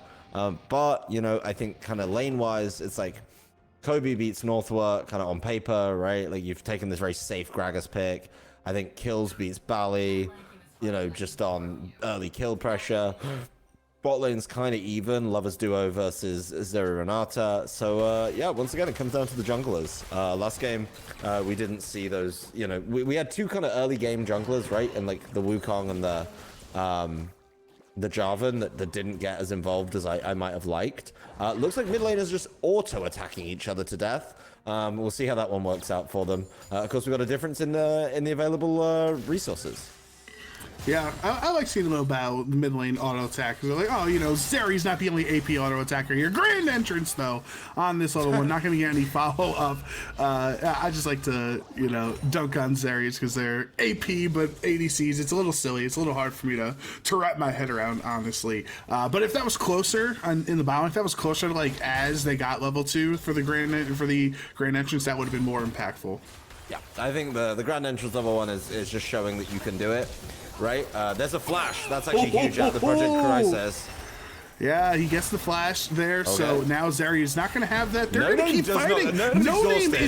No Name is in Renata's face, just doing absolutely nothing, getting auto down. Phantasy Star has to try to dash away, and because Project Crisis does not do a lot of damage early on with just the Doran's Blade, he is going to get away with his life. Yeah, this is the classic. We got 2, we got 2, we got 2, we got go. And it's like, yeah, you got level 2, but you're not really a champion yet. And so, yeah, not able to do that. It's been aggressive trading across the whole map. I think both lanes, all lanes that we've seen, with the exception of top, because Gragas, not really one with kill pressure, are actually trading a little bit more, wanting to up the ante a little bit here. What's interesting about this, yeah, Mordekaiser needs to be careful with the E. Because if you pull the Gragas in, you can actually pull the Gragas into an interesting position where Gragas can body slam you a little bit easier. Yeah, and that's kind of what Gragas wants. He wants to stay under turret like he is right now. He is in relative safety, even though he's down a level. Speaking of not safe, though, is CB Kills is already down to like 20% HP in this matchup, and the pull from Renata is not going to do enough because Rakan, especially when Zai is around, obviously is just very slippery. But Lil Juice Pack is in the area on Vi. Could be the first gank of the game. Walks directly over a ward, so obviously nothing happens there. Yeah, great warding there by the side of Off-Dazar, right? Being able to do that. Fantasy Star has been caught multiple times by this handshake from Nifty, just not able to kind of cause those problems that you'd love to with the Rakan. So already showing the power of the Renata Glass here on the side of Nifty. You know, you try and get in a position, right? You want to come through the bush. You want to pop out with the grand entrance and say, hello, but not being able to cause those problems. That is going to be Bally getting caught. Bally, oh, beautiful flash. Bally flashes out of the queue from Vi, gets first blood, knows he was going down, but might as well get that kill first. And Lil Juice Pack is just going to try to fight against Maokai. No other kills. Gonna follow up with a Vault Breaker, though. Kohi, what can he do? He is not Wukong this time around. Now you're a Maokai. I would not like your chances against the Vi. Yeah, I mean, the Vi did well there. Able to get the damage down, but just not enough on the cooldowns, being able to go back in with another one of those Vault Breakers, being able to cause those problems. I really like this play, actually, for Northwort, right? Like, Northwort has not kind of fallen foul of some of the early Mordekaiser tricks. I think the build from Kobe is going to be big here in deciding how this lane goes. I know how I'd build the Mordekaiser, but I am, of course, not Kobe, so we'll see how this plays. And I know how I'd build Northwort's side of the matchup, actually, you know, going kind of defensive there, obviously sneaking in that back early, getting that teleport, getting that tier stacking, being able to get one of those nice defensive items. Constant shields is going to help you out to match up against the shields. CB Kills is struggling in this lane because of the shields from the Command Protect that Bally has been using over and over. Yeah, and even though, like, obviously CB Kills got the Scare of the Week and got the stun, he still died first, so it's not like it's perfect. You get a Scare of the Week, but you're not really doing anything because these shields are helping to negate some of that damage there. Kohi is in the area, but he's very low health, so obviously this would not be a great decision to continue pressing against Rakan. No, the Rakan are absolutely fine there. Rakan being able to dash back. CB Kills once again, throwing down the combo, and he's 6. He got the combo, the patented Syndra pattern there to get another kill. His first kill of the game here because he got an assist the first time around, but the second death of the game for Orianna. Yeah, I mean, yes, Syndra 6 is actually quite a big combo, Joe. It's obviously going up against the 5 of Bally, being able to stay in that lane a little bit better. Feels really good. So, yeah, Syndra getting a nice kill there, going 1-1-1. Definitely works out, and it's a slight kill advantage here for the side of CB Fallen. Northwort, once again, just eating up these waves at the turret. This has been really great defensive top lane play. I do have to call it out because I'm an aficionado of it. And, yeah, CB Fallen pivoting that into, I like this. Ooh. If you look at the minutes, there's a 0 at the beginning. That's what I like. A dragon in half the time, first dragon, half the time. We love to see it, Daz. Dragons before 10 minutes in this economy. It's more likely than you think. And it's more likely for the Vi to get another gank off here in mid lane. Not going to be successful, though, as the Scatter of the Week did not get the stun onto Bally there, or to stop Bally there, so Orion was able to just zoom out of the way. And one of the things as we see they're loading back in, like, gods we were talking about between as the game was loading in is sure there's a team fighting comp on off Dazaz's side, but Mordekaiser are actually ulting in. Lil Juice Pack, he's gonna go for one more hit and gets him. This is not a great spot for Lil Juice Pack to be in as Kobe gets that kill, his first kill of the game. He's gonna walk back into lane and Groggets is gonna be like, man, who fed the Mordekaiser? It wasn't even my fault. Yeah, I've been there. Trust me, I've been there as a top laner. You know, it makes sense. I think Lil Juicepack does the right thing there by being able to go in and say, you know what, give me the crab, and that's fine. Fantasy Star does get rooted here. Fantasy Star, there's the range. That's it. Flash was used though by No Name to get out of the Nature's Grasp there. So there's a lot of back and forth right now. 3v2 in the bot lane potentially. Is Maokai gonna stick around or just walk away? And the answer is he walks away there. So no harm, no foul. You have lost that summoner now. No Name has neither summoner for the next few minutes. Yeah, here's the big thing though, and I think something that Kobe's doing really well is taking advantage of just how pushed in he's able to get with that use of the Mordekaiser.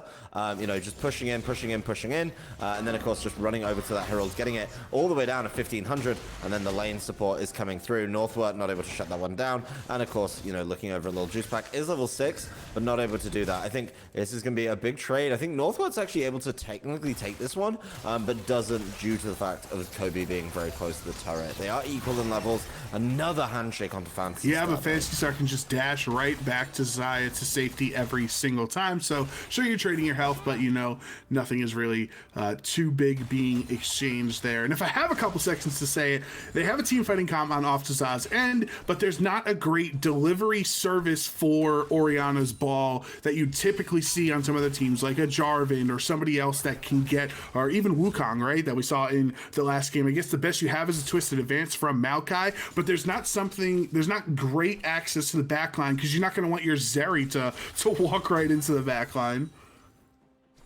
I mean, do you not want the Zeri dashing in, ulting, and popping off the Orianna ult? Not until she kills like the people in front of her. You don't want to be right in the middle of the team the way that maybe Maokai would be more able to take that damage. Hey, I think if you want to be brave, I want to see Project Crisis going in. I want to see Project Crisis going in and delivering the ball. He would be zooming, and Zeris do like to zoom, I've heard. Yeah, I'm just saying. Okay, this is a nice lane gank potentially from the side of, you know. Oh, there it is. Lil Juice Pack didn't get caught. This is absolutely huge. Cease and desist used on Project Crisis. Ult is popped from the Zeri. The turret aggro is going to help as well. Not going to be enough, though, to get any of the kills. Project Crisis is just going to try to get as many Qs as he can as they walk away. Maokai's in the area, so that will save them. But Renata did go down even after using her hostile takeover. I thought it wasn't going to work out well for them because Phantasy Star missed his grand entrance, but he landed the charm. Yeah, the charm is all that matters. The grand entrance is just a gap closer, Joe. You know this. Come on. I mean, you know, it can be both, right? Porque no los dos. Gap closer only. Gap closer only. Understandable. Anyway, I think overall, I mean, the map is pretty even. There's literally like 100 gold in it. I think the big one is going to be can CB kills start pushing the needle a little bit. And what happens to the next dragon, right? Like, we know how these teams play. It is going to be nifty up in that lane, just or in the river, sorry, pushing that one up. We looking at the backs. Kobe doesn't quite have the teleport. It's going to be northward, so it could be a double teleport. Bali has his, Kills has his. It just makes a lot of sense. So, you know, it looks like we're just going to be playing once again the dragon fight game. Well, hopefully, I mean, we should be excited that the second dragon of the game is happening as the first dragon was taken last game. So we are accelerated a little bit here in this matchup. Kobe is just on the wrong side of the map for this dragon, right? Like, yes, Blue and Gromp are cool. I agree. They're like some of my favorite buffs. Is diving northward worth giving up this dragon for? Yes, you're able to land that Rift Herald play, but you're going to give up the dragon, and you saw what happened with CB kills and like the last game, right? There's the ultimate. There is the Shockwave result. was used. Maokai is in the area, so CB kills is really low. Flashing forward, Twisted Advance, gets the root, gets the kill. Syndra is dead, and then now as Nifty tries to flash away, the Featherstorm is going to be able to pick it up. The bailout, the emote popped as well. Renata goes down. That's another kill. Red team steals it. Maokai is able to steal it. Who cares about being being there as it spawns. You just need to be there when it goes down and kill little juice pack while you're at it. Project Crisis gets the kill onto the Vi there. They're going to keep chasing though. Phantasy Star is one auto away. Can they get him? Mordekaiser's going to walk the long way around. Phantasy Star has to choose. What direction do you go? The answer is directly into the Kobe Q apparently, and Project Crisis picks up the kill on Xayah. Yeah, that was really messy dragon from CB Fallen, honestly. Like, they were on the dragon, then obviously they went into that choke. They tried to catch the choke over towards the tower with the Blade Caller, but didn't really work out. And then the bailout as well really helped Nifty stay alive there. Nifty not getting caught out super early, kind of wasting time. Felt really, really good. So, yeah, I think that's definitely a misstep there from the side of CB Fallen. And now they're giving over like a 1.7, 1.8 gold advantage over to the side of it is going to be off the Czar. So, definitely feels like, you know, the comps were fine, but a definite mistake there from CB Fallen. Like, if you're going for the dragon, take the dragon. Yes. If you're not, go and commit to that, and then don't pivot back to it afterwards. Yeah, I think it was just a kind of a mistimed thing there, and that's obviously, it does happen a lot, even at the professional scene, right? The teams have to waver back and forth. Do we want to finish the objective? Do we want to turn once they appear? And it looked like CB Fallen made the decision to turn as they got into the jungle, or into the river, I should say, especially because CB Kills got the kill onto Bailey in the mid lane, or Bailey in the mid lane. So you felt like, okay, we have a numbers advantage. If we can wipe them and then get the dragon afterwards, it can all obviously work out. And but it was just a little too greedy and playing with your food. Instead of securing the second dragon of the game, now you lost it. Yeah, I think CB Fallen have been a little bit fast and loose there. I mean, the gold difference is now back down to kind of, you know, with the plates as well, helping out there. But, you know, think about what was able to be done by Kobe on the Mordekaiser, right? Yes, I'm all for playing it safe when you're going blind, but this Gragas is not able to punish in the same way the Fiora was able to in the last game. So plenty to think about. You know, Northwood does have a level advantage, but Gragas has a really good team fight ultimate. Is able to split the team up and cause problems. And you think about that last fight, right? Yes, of course, I know that Kobe walked down. What happens if you've got a team fight splitting ultimate in that fight? Do things look different? And maybe Northwood needs to be a little more conscious of that. Oh, Bally's been caught, I think. Oh, flashing out of their cease and desist, and the death will come the third time around this time for Orianna. So not having the greatest game for Bally here in this matchup. Not much happening there in the top lane, but because the team had already rotated as they ganked mid, they can try to get the second Rift out of the game. Kohi's looking though. Kohi knows exactly what's going on. The bot lane, of course, as well for Off-Dazar. They know exactly what's going on. They're able to kind of try and punish No Name here. No Name is really focused. That's a nice on root. this. Gale Force. Oh, the Gale Force proc did not kill Renata, so now he's not going to have that cooldown. Blue team does pick up the Rift Tower. It does get over to Gragas though, a little bit awkward, as Northward's going to have to be the one that pops this down. Yeah, I think Northwood, it doesn't really matter, right? I think their goal here is just to take it to the mid lane. They've got 4 people, slam it in the mid lane, take the first, like, half, you know, 60% at least, or 40%, and then let the thing do the last. But Kohi's coming in and is going to slow this down. They weren't able to get enough damage on this. A lot of bouncing, but not a lot of damage sticking on the side of Off-Dazar. He did get CB Kill's flash, though. He had to flash out to safety, so at least you did get a crucial summoner there. But and nobody died on the end there of Off-Dazar, so it's not the worst thing in the world. But would have been nice to secure that kill, obviously, onto this low health Syndra. Yeah, I mean, getting rid of the Syndra would have helped things out there. You did get the Herald charge, but it doesn't really feel like that valuable a charge. You can see, of course, Off-Dazar invading pretty comfortably. They've done this a couple times now, or at least Kohai has, being able to cause those problems. So, you know, Maokai jungle definitely still feels very good. Does have the level advantage as well over little Juice Pack. You know, we're spending a little bit of time to clear the wards. You know, try and get those jungles back to neutral visibility. And guess what, Joe? It's 15 seconds till fight time, baby.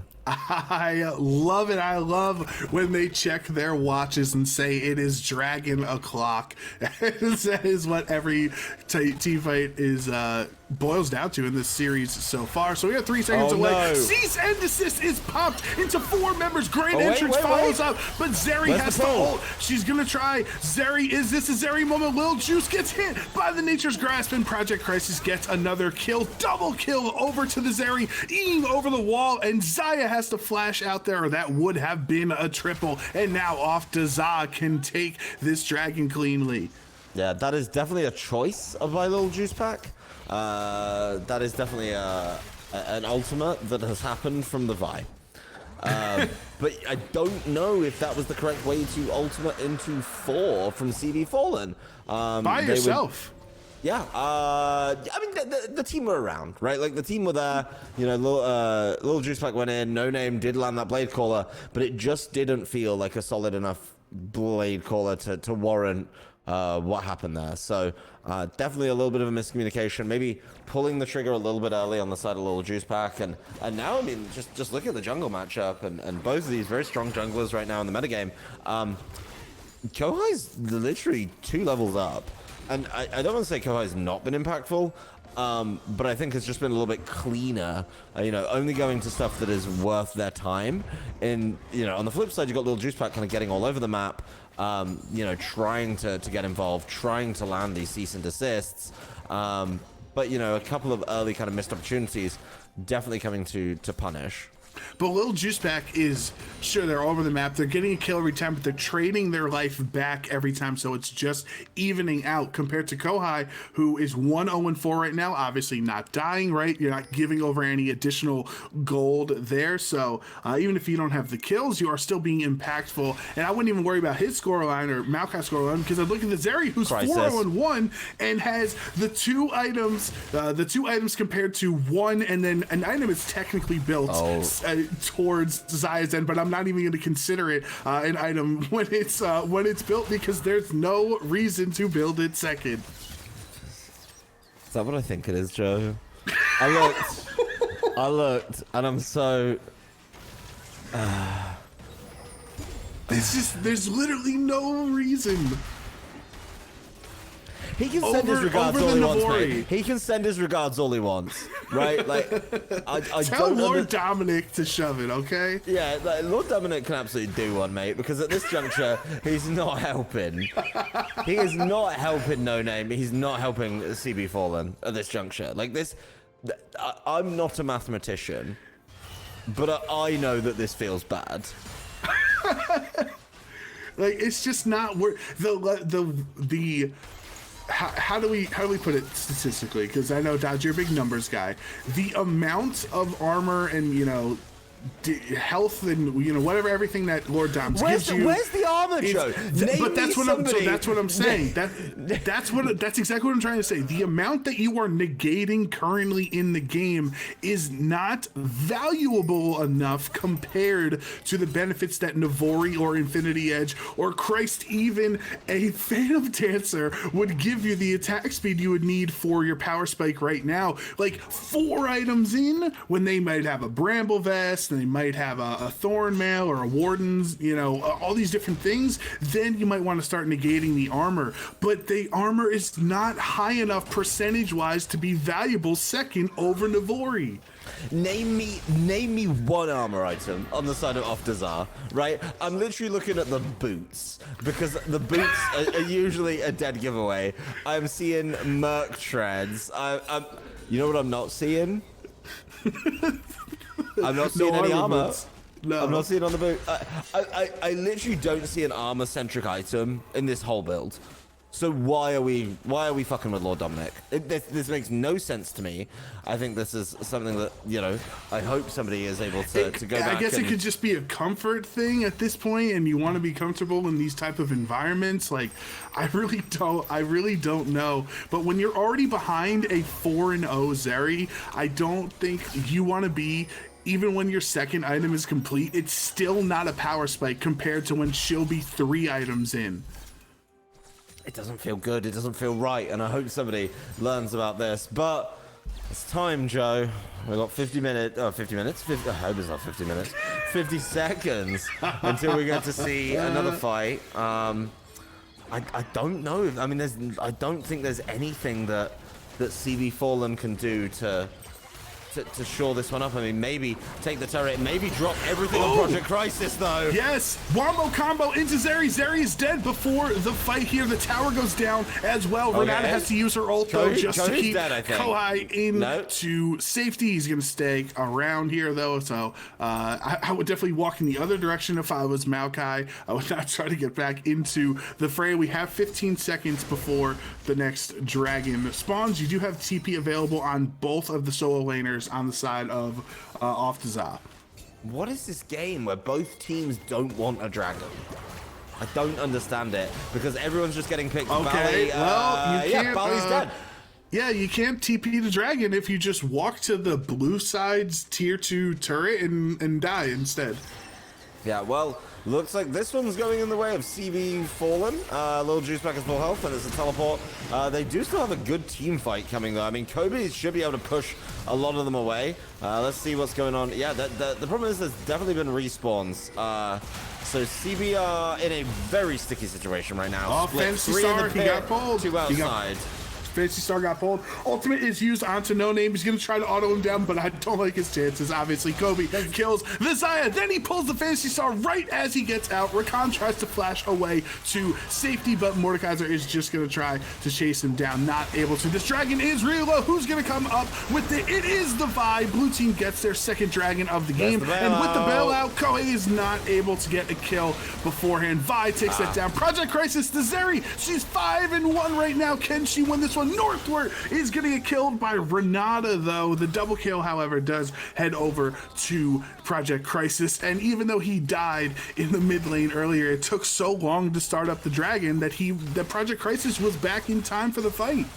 This feels exactly like the first dragon of the game, right? Where it's like they decided to, CB Fallen went for the dragon, they turned off the dragon. Then, yes, in this time they got the dragon, which is like, okay, it's a win. But was it worth it?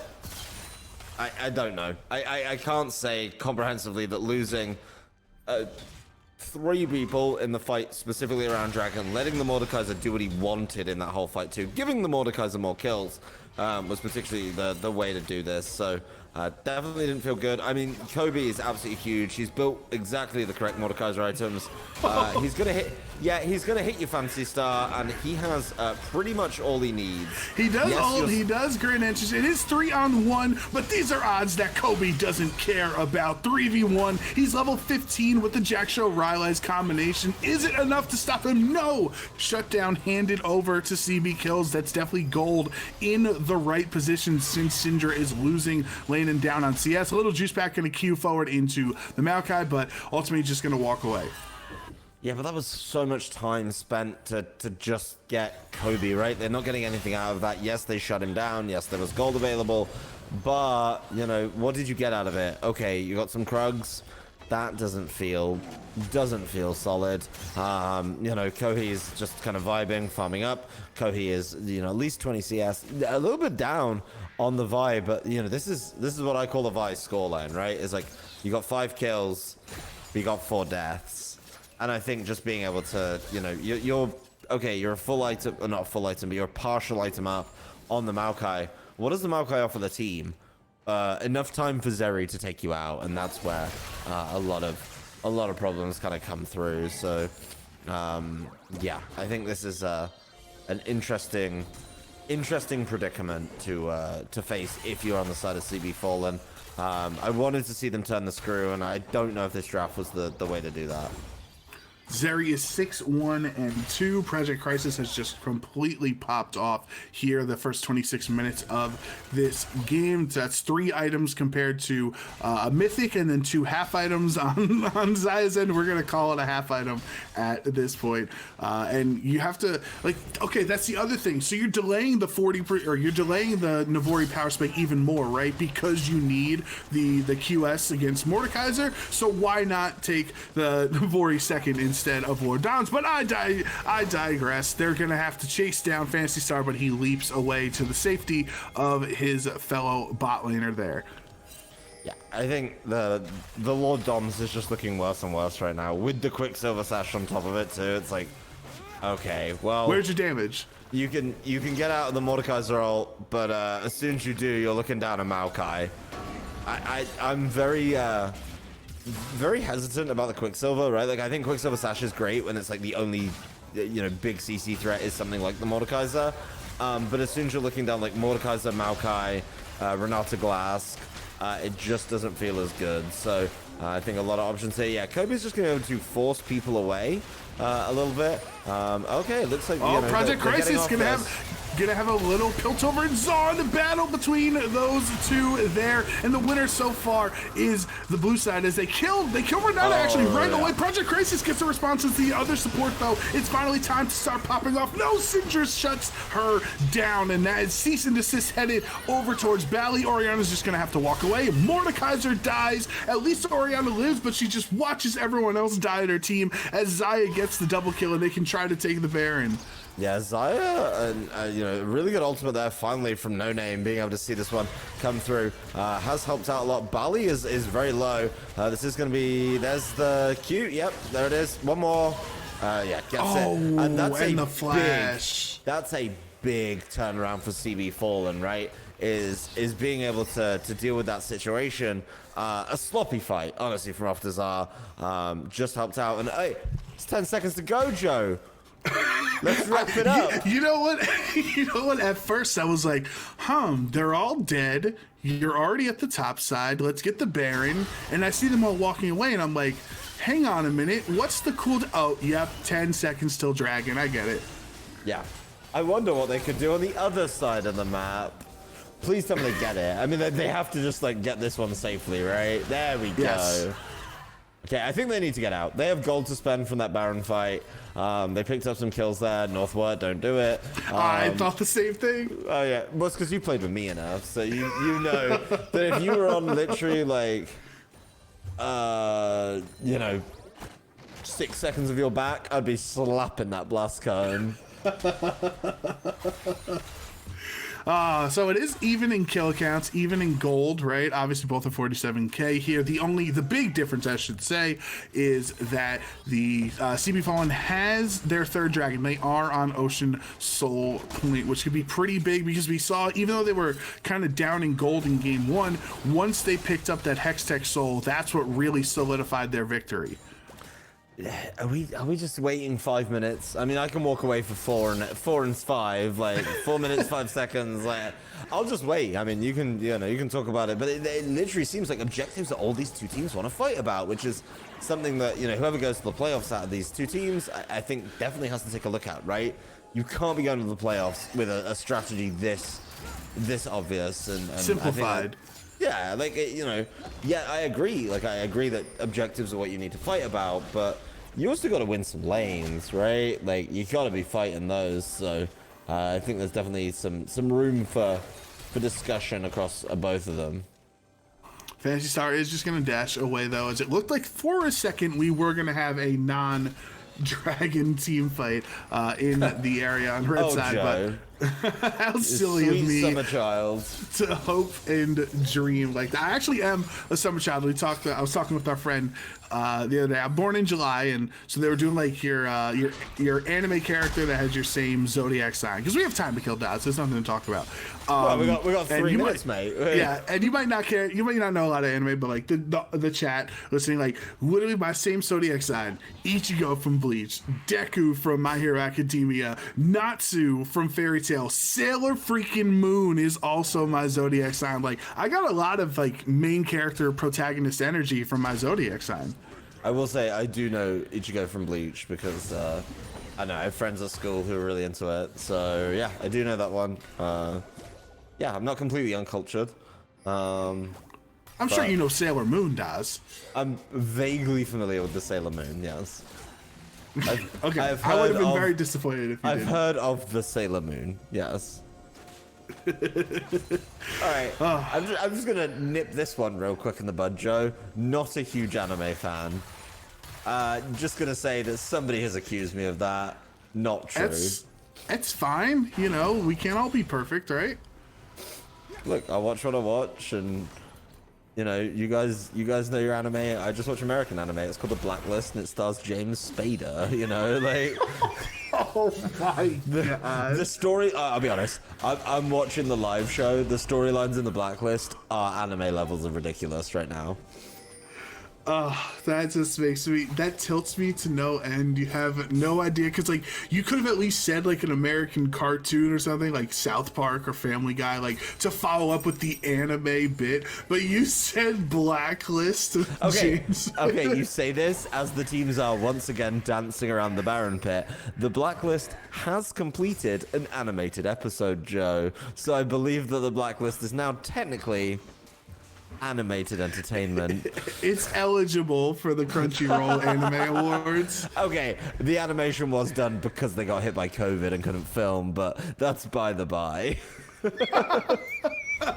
Okay, anyway, we only have to kill time for another minute as these teams just hang out. Zaya finally has her Navori Quickblade at this point, so at 5-2 with this build, she can finally start doing some damage. The Zeri is 4 items in That's this so match. sassy, Joe. Well, you she know, can do once- some damage now. Yeah, obviously. I mean, there is a Bramble Vest picked up by the Maokai, so obviously Lord Dominic says absolutely not to that Bramble, and he's gonna hurt him there. Yeah, I mean, we're prepping for dragon number, what are we on, 6 now? Yeah, looks like we're just doing a straight up, let's get in the river and fight this out once again. And see what happens. Big question, Northward is miles away, and we are now at 10 seconds. So in He is that a big 10 boy. seconds... Yeah, I mean, in that 10 seconds as well, Project Crisis is just going to be able to poke down with the Zeri. There's a lot of walls around the river. Also, the old Pixel Brush doesn't work. There's a ward there. Yeah, so you're going to have all 5 trying to walk in, though, and they do have a little bit of priority here on this dragon. This is Ocean Stole for CB Fallen. If they can get this here, that would be the soul and give them a huge advantage Shockwave, in isn't it? this matchup. Yeah, Shockwave is down. Bally used the Shockwave there, so it's down. Fantasy Star is very low. Northward is going to have to take the brunt of that CC. Ocean Dragon actually kind of doing as much damage to CB Fallen as the red side is. Oh my Mordekaiser God. pull! A huge pull, multi-man pull from Mordekaiser. A shutdown given to the Zeri. Gragas is dead. The 3 remaining members of CB Fallen are going to get electrified by Project Crisis. He's just going to keep pushing them out of the river. And the W, look at that, Lux. Look how easy it is to get a kill with Project Crisis. Yeah, that's not how we fight dragons in this house. We don't just walk into the team and see what's going on there. So, CB Fallen giving over that dragon very, very easily. Definitely causing problems in that regard. Little Juice Pack going into the pit rather early. Red team does still get it though, so that is going to be going onto the side of Off-Dazar. That could have been huge for CB Fallen if Little Juiceback could have stolen the Ocean Soul. Shut down yet again, given to Zeri. That's exactly where Off-Dazar wants it to go. Yeah, I mean, that's exactly what they wanted, and it looks like, I'll be honest, give it a little while and maybe we'll get a nice dragon fight. I can see as well Off-Dazar taking the Baron. You know, it's nice to see them take another objective. There are 2 on the map. But... you know, we need to see them push with it. They've got to win the game. Why are they not... this... you know how I feel about this show. I will say for the audience, so Daz is because he jungles a lot when we're playing with our friends, and everybody, we get the Baron, and we all feel good about ourselves. You know what I mean? We're like, yes, objective slain. Let's reward ourselves with a little itemization in the shop. And Daz just can't stand that mindset. No, I mean, if you've got a full item to build it. If not...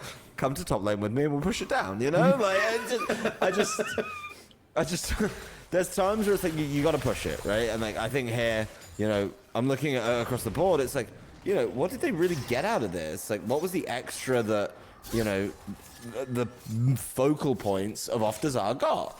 Okay, well, Zeri got stopwatch. You know, it's good, but does it win them the game? I don't know. You know, I don't think we need to talk too much about the Mordekaiser Akobi because it's a large Mordekaiser and has been causing problems anyway. So, you know, realistically for me, like, Mordekaiser's kind of done at Jack Show and Rylai's. You know, the Demonics are a nice little help there. So as long as I think, you know, looking over the side of Dazar, able to kind of just keep the team together, not give up anything, should be able to cause problems as yet. Kobe's just going top on his own. You got to send 2 that way, and as soon as you show 2 there, I want to see Oftazar just pull the trigger and cause problems on purpose. And you do have a massive Zeri in this game, right? So even though if you send some people over into the top lane, you're not going to worry about it. Oh, Vi going to queue over the wall. Great entrance and ult used from Fantasy Star there to pop up the front line there of Oftazar, so it doesn't get too much out of it, though, and that's a cooldown down. Yeah, I think both teams were a little bit scared, but Bali's just sat in the bot lane, let the minions do the work, and got a turret there. So somebody has to rotate. What's interesting here is Kobe isn't pushing. Kobe's taking the crab, I guess, in the river. Kobe needs to sit top lane. If you're going to do a 1-3-1, commit to the bit. Particularly when you've got cannons just wailing on turrets. I guess Kobe is trying to come down and cause problems that way. I don't mind this. But I think the 1-3-1 is way more effective than the 0-5-0 that currently we're seeing from Oftazar. So Oftazar clearly playing for another minute and 52 seconds because we know what objective is up for them. Well, even as the Mord was walking into mid lane, the turret was already down, right? So all of that time it took Kobe to get into the area while he was providing nothing. Sure, he got the scuttle, whatever, or he tried to get the scuttle. He didn't even get it. I just saw on the map. Could have been time that he was wailing away in top lane and pushing that Baron on top towards the tier 2 turret. Yeah, with a Baron too. So it's like the speed that those turrets go down with the Baron is absolutely preposterous. And yes, I do think Oftazar are doing well. They're 5,000 gold ahead. Makes a lot of sense, but there's just no killer instinct from either of these teams, and I think that's something we've seen over the last couple of games, right? Like, both of them are more scared to lose than eager to win. And that's where I think game 3, I want to see some changes. Assuming Oftazar take this one, I mean, they're 4 and a bit K up, 4.5. Should be good. I think their draft has been a lot better. I think they'll be absolutely fine coming through this one as Kohi takes a chunk, but not enough to be concerning because Yamaukai. And he does have 40 seconds to recall before the dragon is up. So obviously this can be the potentially decisive dragon. There's no more wiggle room. Each of these 2 teams are at 3 dragons. We will have a soul claimed after this fight. Yeah, but once again, CB Fallen for the soul dragon are way earlier into this one. Yes, there's 15 seconds. They might be fractionally too early. Yes, they've been seen. Can they do anything about this? I will say, CB kills is not here. Kobe ulted the Gragas, though, so the tank on the other side has been gone, and Fantasy Star is dead. He's going to get resurrected here, but is it going to be enough to help? Kobe gets the kill onto the opposing jungler. There is no smite left for CB Fallen in this matchup. No Name tried to get the root and walk away, but they are just going to chase him down and give the shutdown over to Mord. Now he's going to flash pull onto CB kills, and that is a great hit from Kobe. He can just Q him down, and eventually this Syndra will be killed. Renata, for absolutely no reason, takes the last hit on that kill, and they are going to be able to secure the Ocean Soul. Yeah, a little bit disrespectful, but we acknowledge it as disrespectful. And honestly, I mean, this has to be Oftazar's push. They've got this massive Mordekaiser just running it down the mid lane. This massive Mordekaiser is 5, 2, and 7. I do not think at any point in this game there's anyone that can take them out. And look at the death timers. Fantasy Star is still up. Lord Juicepack is coming up, but apart from that, we've got a long time on the rest of the map. Yes, take the inhib, but now drop bot. Really nice push there by Project Crisis. Come and take that one. Be able to just close out this map, and then 5-man the top lane. That's all you need to do. And then as soon as you 5-man it, you're in a great position. So yes, you can back off now. You've got those pushing. You've got Baron in 30 seconds. Back, spend the gold. That's right. I said you can spend it. And then go via the Baron. Just take the top. Oftazar should have this one locked up. They're now a huge distance ahead. Over 8,000 gold. Yeah, and the soul, and obviously in 10 seconds Baron is spawning, so that might have been another reason to recall there on top of spending your gold. Just want to get back into position on the other side of the map. CB Fallen, I really don't know if they're in a great spot to potentially contest this Baron anyway. Like, obviously you just gave up Ocean Soul, and the gold differential is really strong. This Mordekaiser and Zeri combination is downright unstoppable at times, it looks like, in the team fights. Yeah, I think this draft has been a lot better from Oftazar. I think they definitely won the draft, and it's definitely shown in this game. It looks like it's Baron time. If I see a recall after this, Joe, you know what I'm going to say. There's no reason. Yeah, obviously, CB Fallen is like somewhat in the area, but there is nothing they can do to stop it. So the red team has slain the Baron. They can try to push the top lane. Top lane is the only lane left that has not been just completely decimated, so they are going to decide, finally, we are going to push for other objectives that are not dragons, like turrets. We're going to work as a team with the Baron buff to take down top lane. Yeah, we love turrets in this chat. We're big fans. Able to push this one along. You've got the other two lanes pushing in anyway. This is going to kind of be the last stand, I guess, for the side of CB Fallen. But, you know, very kind of smart, measured play from Oftazar, letting the minions do the work. And guess what? They did kill that turret minion, or the cannon minion, sorry. Yeah, look what's coming in. It's another one. And at some point, Oftazar are going to be able to take this turret. And if they don't, I mean, you know, every single wave that drops in is just going to be kind of an extra bit of time for the waves in the other lanes to go. So I will say, very good job by CB Fallen to clear the waves quickly, because now there's actually quite a long wait for Oftazar to get this extra wave in. Look at the bot lane though. Look at how bot lane stacking. Yeah, I was going to say bot lane is stacking there. Nobody has done anything with it. Obviously, if they want to try, maybe have Mordecai to go push it by himself with the Baron buff, and you have 4 in the top lane, because you can't really do anything. You did get the turret there, but the wave clear is pretty strong with Xayah and Syndra. They're able to stop a lot. I don't think they're going to try to end the game here. Mordekaiser is going to ult Rakan, though. Rakan just dashing away in the Death Realm, trying to stay alive, and that is a crucial cooldown that is not available for Kobe for this team. But Explosive Cast does push them all back, but it doesn't help. Kobe is really low. He's taking the turret aggro. Bailout is not going to be able to help him. Syndra gets the shutdown, but look how close they are to winning this game. Oftazar just has to get a couple left, and Project Crisis gets another kill. The first turret goes down for the Nexus. The second one is going to go down. They're going to auto a triple kill, and Oftazar's Zeri is going to keep them alive in this series, and we'll go to a game 3. Yeah, it has to be game 3 at that point. I think the whole game was definitely better drafted by Oftazar. I think they really managed to push it from the draft phase and execute that much better in the game. So a lot of lessons learned from game number 1. Definitely makes a lot of sense to me as we're going to game 3. And game 3, I think, is going to be the real test. I asked for it in between games. Can I see fights apart from dragons? Okay, well, I didn't, you know, for the first 30 minutes of the game. And if you have better matchups, you need to play around being able to cause those problems. And I think that's where CB Fallen fell short, right? Is definitely not pushing some of the advantages they had available to them. You know what, Daz? I'm just sitting here. I'm thinking, I'm deliberating. That second match was 44 minutes long, meaning Dragon was taken 6 minutes earlier this time around, yet the entire game time was still the exact same amount, 44 minutes compared to game 1's 45 minutes. And that's just because that you can do the math. That's because one more dragon was taken in this match. Game 1 was a 4-2 solo count, and this one was 4-3. So that is where that 5 minutes is what they gained by taking an early dragon objective. They lost by giving up another one and just evening out the match time. Yeah, I think there's a lot of work that can be done in the breakdown of these games. I think both teams are, I hate to say it, scared to lose. I think that's something game 3, at some point, somebody has to win, right? And that's where I need to see a change in probably aggressive jungling and pushing that needle. So that's where I'd be really focused on. Obviously, really well played by Oftazar. You know, they got the early advantage, they had the better comp, and they let the better comp win.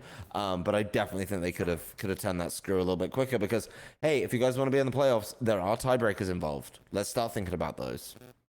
Yeah, and you know, I think if Oftazar wants to be real homies, they'll ban Xayah in game 3 just so No Name can't build Lord Dom second all 3 games in a row. Oh yeah, to be honest, if I was CB Fallen, I consider banning it. That's That's my take on it. I mean, just look. I mean, just we pull up the numbers here. Let's take a look at the difference, right? Like the difference across the board, with the exception of the top lane where Northwork once again put in an admirable performance. Northwork kind of got the raw end of that draft, right, and wasn't able to impact the game the same way that Northwork was in game number one. So I think back to the drawing board for CB Fallen, and yeah, we're back down to a nice clean best of one to decide the series. All right, so we are going to take a quick break, and when we come back, we will have our decisive Game 3 between CB Fallen and Off Daza. It should be, by any indication from these first two matches, it should be an exciting one. So here at Titan Esports, we'll be right back.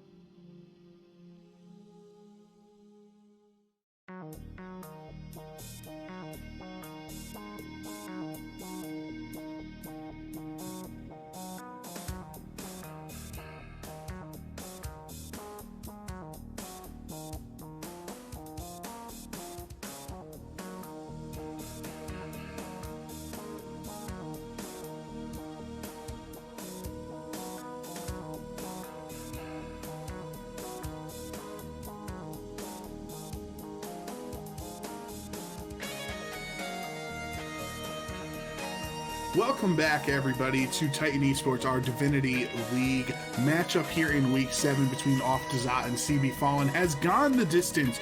We are here in Game 3. Zemanon and Daz will be on call for this final decisive game of this set. The draft has already started, so we can head right on over there into the draft, Daz. And there is a switch up this time around as Off Dazat is on blue side. Yeah, and Off Dazar taking Maokai first, a very successful pick there in game number 2, so why not just rip it off there? But I don't really think CB Fallen had an option. We run through their bans. The Aurelion Sol, yes, please get rid of it. That is a very, very powerful champion right now. The Zeri was problematic, and of course you have to take away the Thresh from Nifty on that side. Off Dazar, smart bans once again, the Amumu Gangplank, and the Jarvan as well. Another mix-up coming through immediately as we pivot over to the red side, though.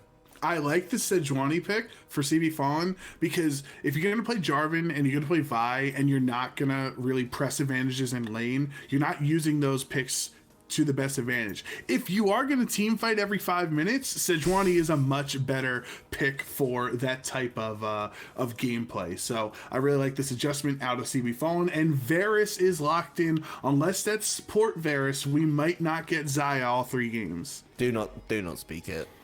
Do not speak it into existence, Joe. I do not like the trend of this AD carries as support. No. I do not think this is the time to rip one of those out.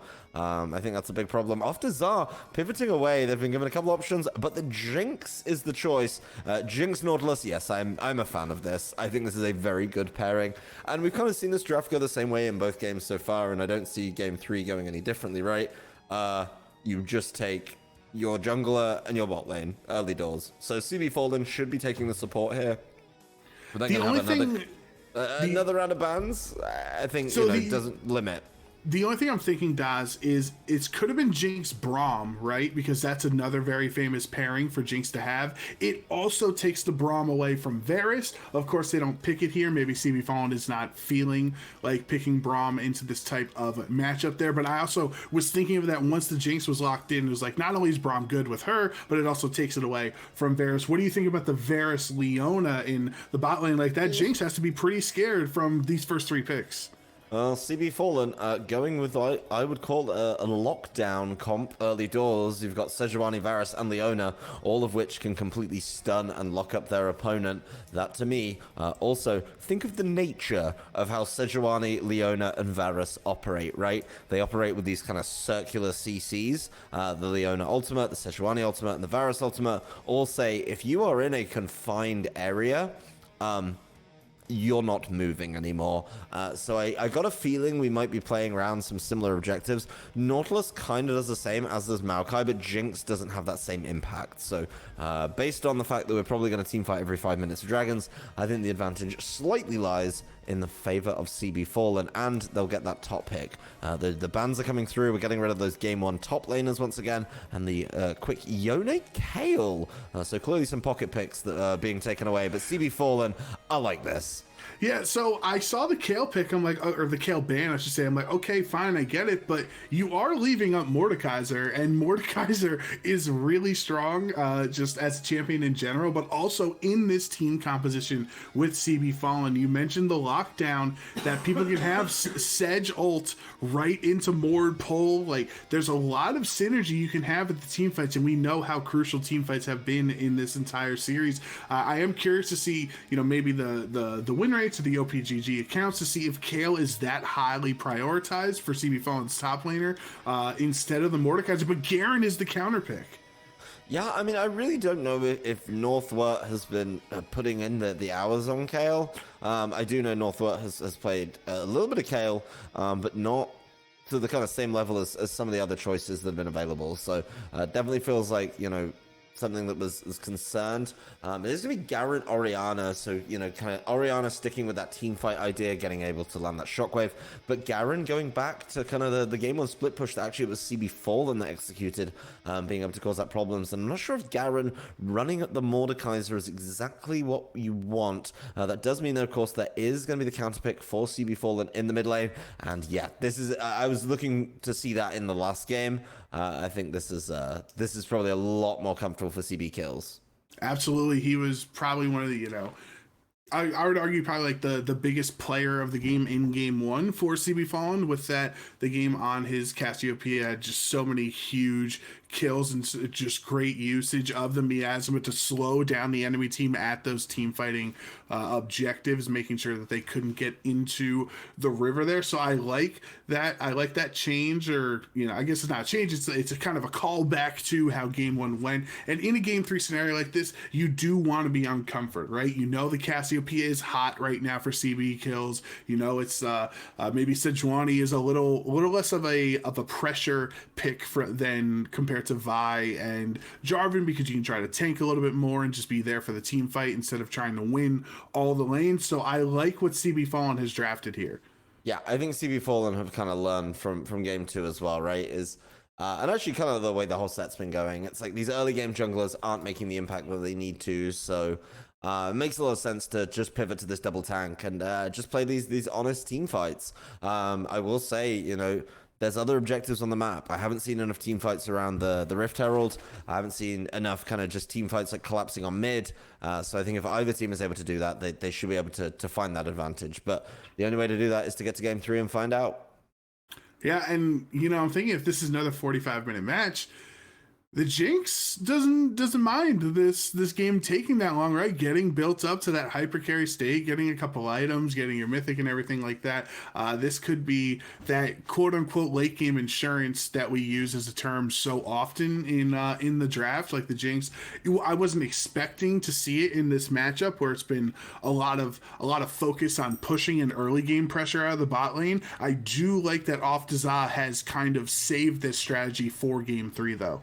Yeah, I think both teams have made kind of the right adaptations, so I'll be curious to see how that goes in game. But I think we have to take a little bit of a break, let these teams get locked in, get ready. I mean, they've already played nearly an hour and a half of League of Legends tonight, so give them a moment, give us some time to breathe as well, and we'll be right back with game 3 here on Titan Esports.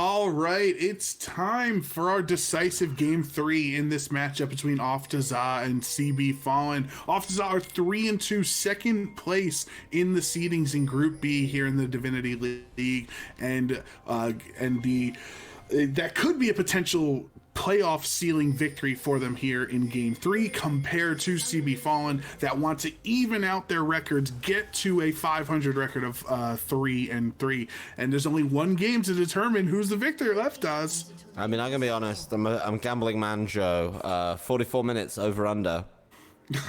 I would say the odds of it happening all 3 games are very low, so I would say under. You're gonna go the under. All right, I'll take the over just to add some excitement to this. I'll take the under. I think there's a really good draft on the side of CB Fallen here. I think I really like what they've done here. Being able to they'll invade on the blue buff, very naughty.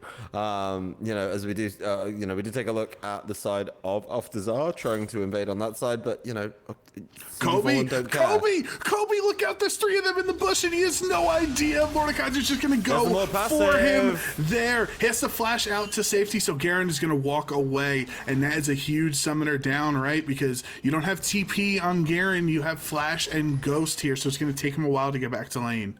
Be zooming back to lane if he wants. He's got the Ghost, but he did decide to back because of the amount of.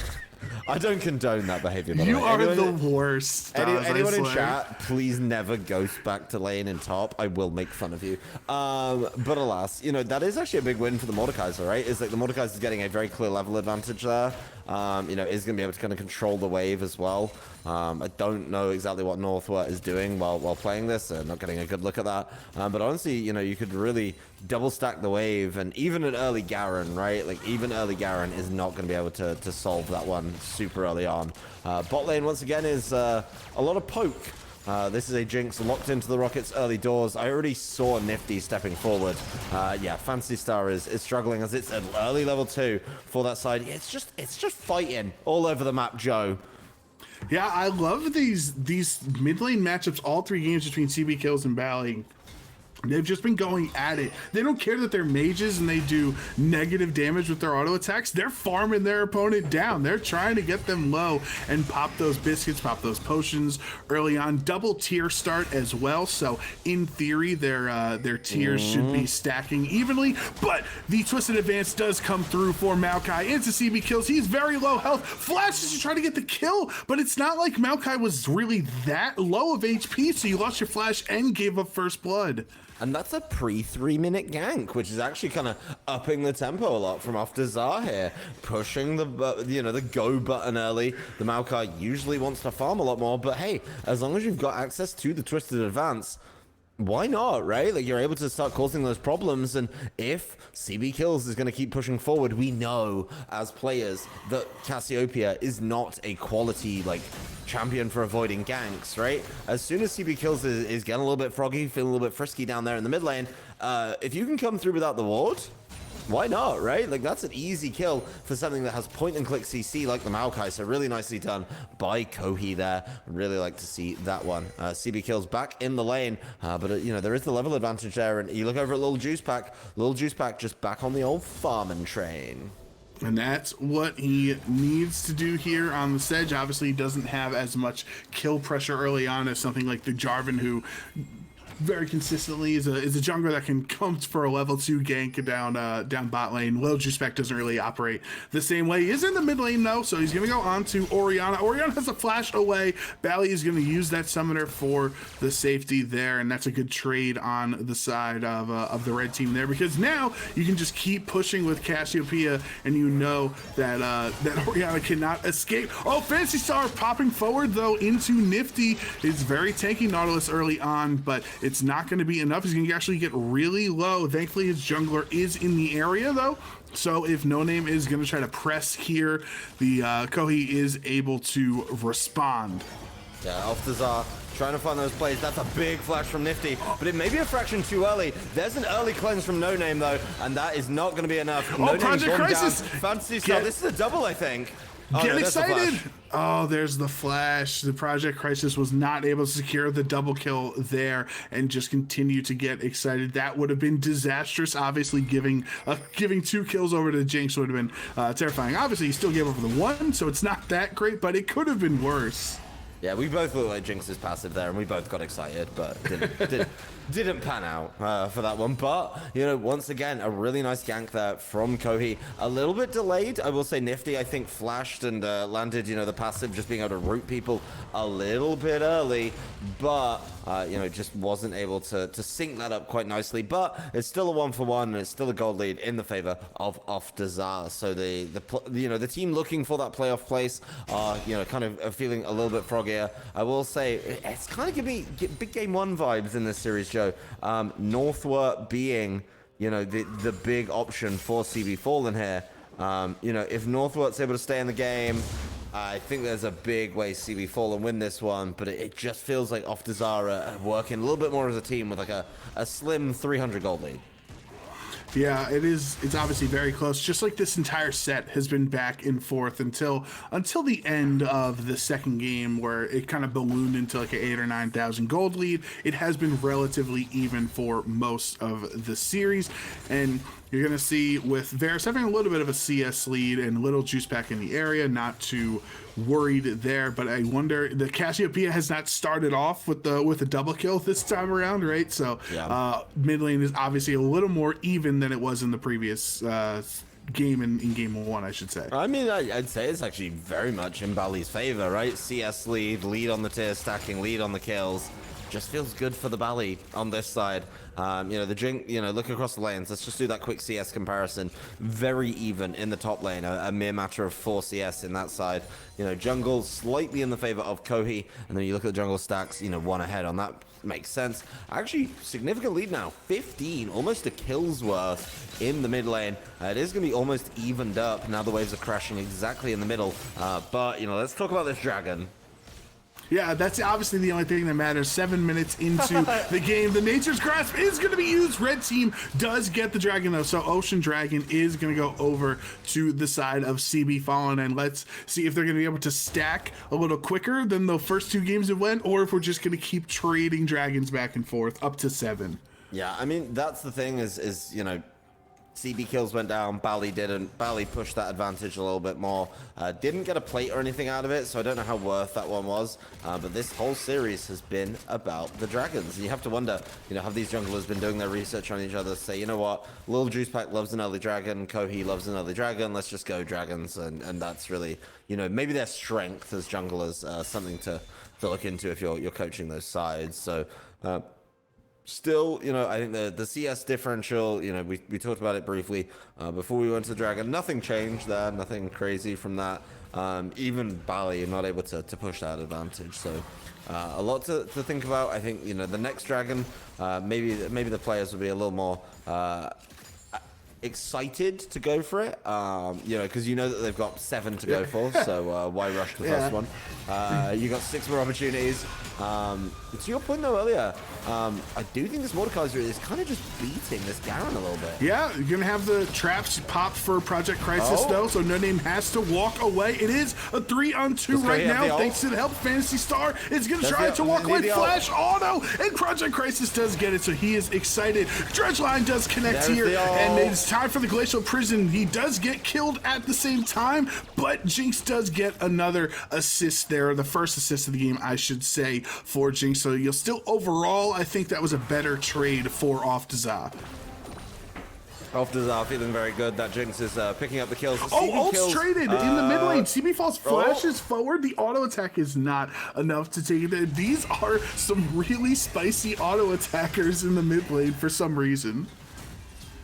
Yeah, they both love autoing each other. I will say this matchup is 100% Northward's favor, has a fully stacked passive, is able to obviously prop out the W at some point and grab that shield. So this is going very much in their favor. I think that's very, very good.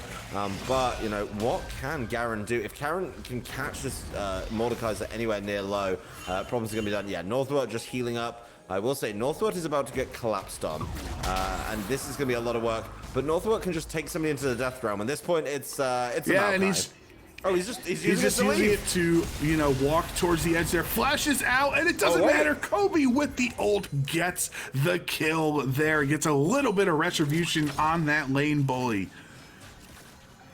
Yeah, I honestly think that's a huge play for the side of Off-Desire, right? Mordekaiser could get horrendously out of hand if you don't shut them down. And yes, we're going for the other objective on the map. I love to see this. I love to see the side of Nifty. Oh, Solar Flare! Solar Flare is bad. Project Crisis. What are you doing walking up against 2v1 full health opponents? Shut down! Given over to CB, no name there. 3 kills in 10 minutes for Varus. Yeah, I mean, CB Fallen knew where your support was, right? Like, there was no secret. They just showed on the map. I will say this is a huge combination of ultimates, though, and I do think that Off-Desire should be able to health they are. Little Juiceback has to try to walk away. Just sacrifice CB kills to try to get Sejuani out. No, he's not going to be able to because Nifty is in the area for the stun. He dashes over the wall, though. Little Juiceback is safe for now, but once Maokai gets in the area, Super Mega Death Rocket completely whiffs. That would have been nice to get a little bit of gold onto the Jinx, but the Twisted Advance is going to get it for Kohi, and finally Little Juiceback goes down. Yeah, this is looking like a commanding game for Off-Desire, right? Like, they finally found that groove, kind of found what was missing in games number 1 and 2. Of course, this is going to be Kohi just walking around the map, trying to get ready for one of those huge, super impactful Rift Heralds, right? I don't think Rift Heralds on the early couple of turrets is super great. A Rift Herald to close out a turret can be way, way bigger. So a lot going on there. Once again, this looks like game 1 to me, Joe. Northwa is just able to kind of split push and cause problems that way, but we're back in a very different situation to game 1. Same, actually, no, right? because Darius on Kobe, he was popping off early. Yeah, but I think the Garen is actually arguably better at kind of matching the split push, right? Like, Darius is a much better fighter, but I will say that, you know, Kobe's, you know, kind of in that same boat, and Kobe's getting more plates in this instance. So being able to cause those problems, kind of inviting Kohi, right? Like, Kobe and Kohi should link up. It's like, hey, you want to come to my lane? You want to take some plates? Like, it's just looking a lot more tempting. But of course, you know, Dragon's coming up in a little bit, so you know, we have to focus on that one. My lane, 6 o'clock. Be there, be square. You know, just trying to invite him up to the top lane to help push that advantage that he already has. CS is even, but he does have the 2-kill advantage there. Rivalize is completed though for Mordekaiser, so he's successfully gotten to that first power spike of the game that Mordekaisers do love, and then they both have Ghost as well in the matchup between Mord and Garen here too. So obviously they can both start zooming if they need to. So I'm gonna confess something to you while we wait for this dragon fight to entertain. If not, I'll bring it back later. Do you know what I learned? And I'll just tell everyone in the chat. And I'm 30 years of age. And you know what I did learn the other day? What's that? Is where the phrase "be there or be square" comes from. Is it because you're not around?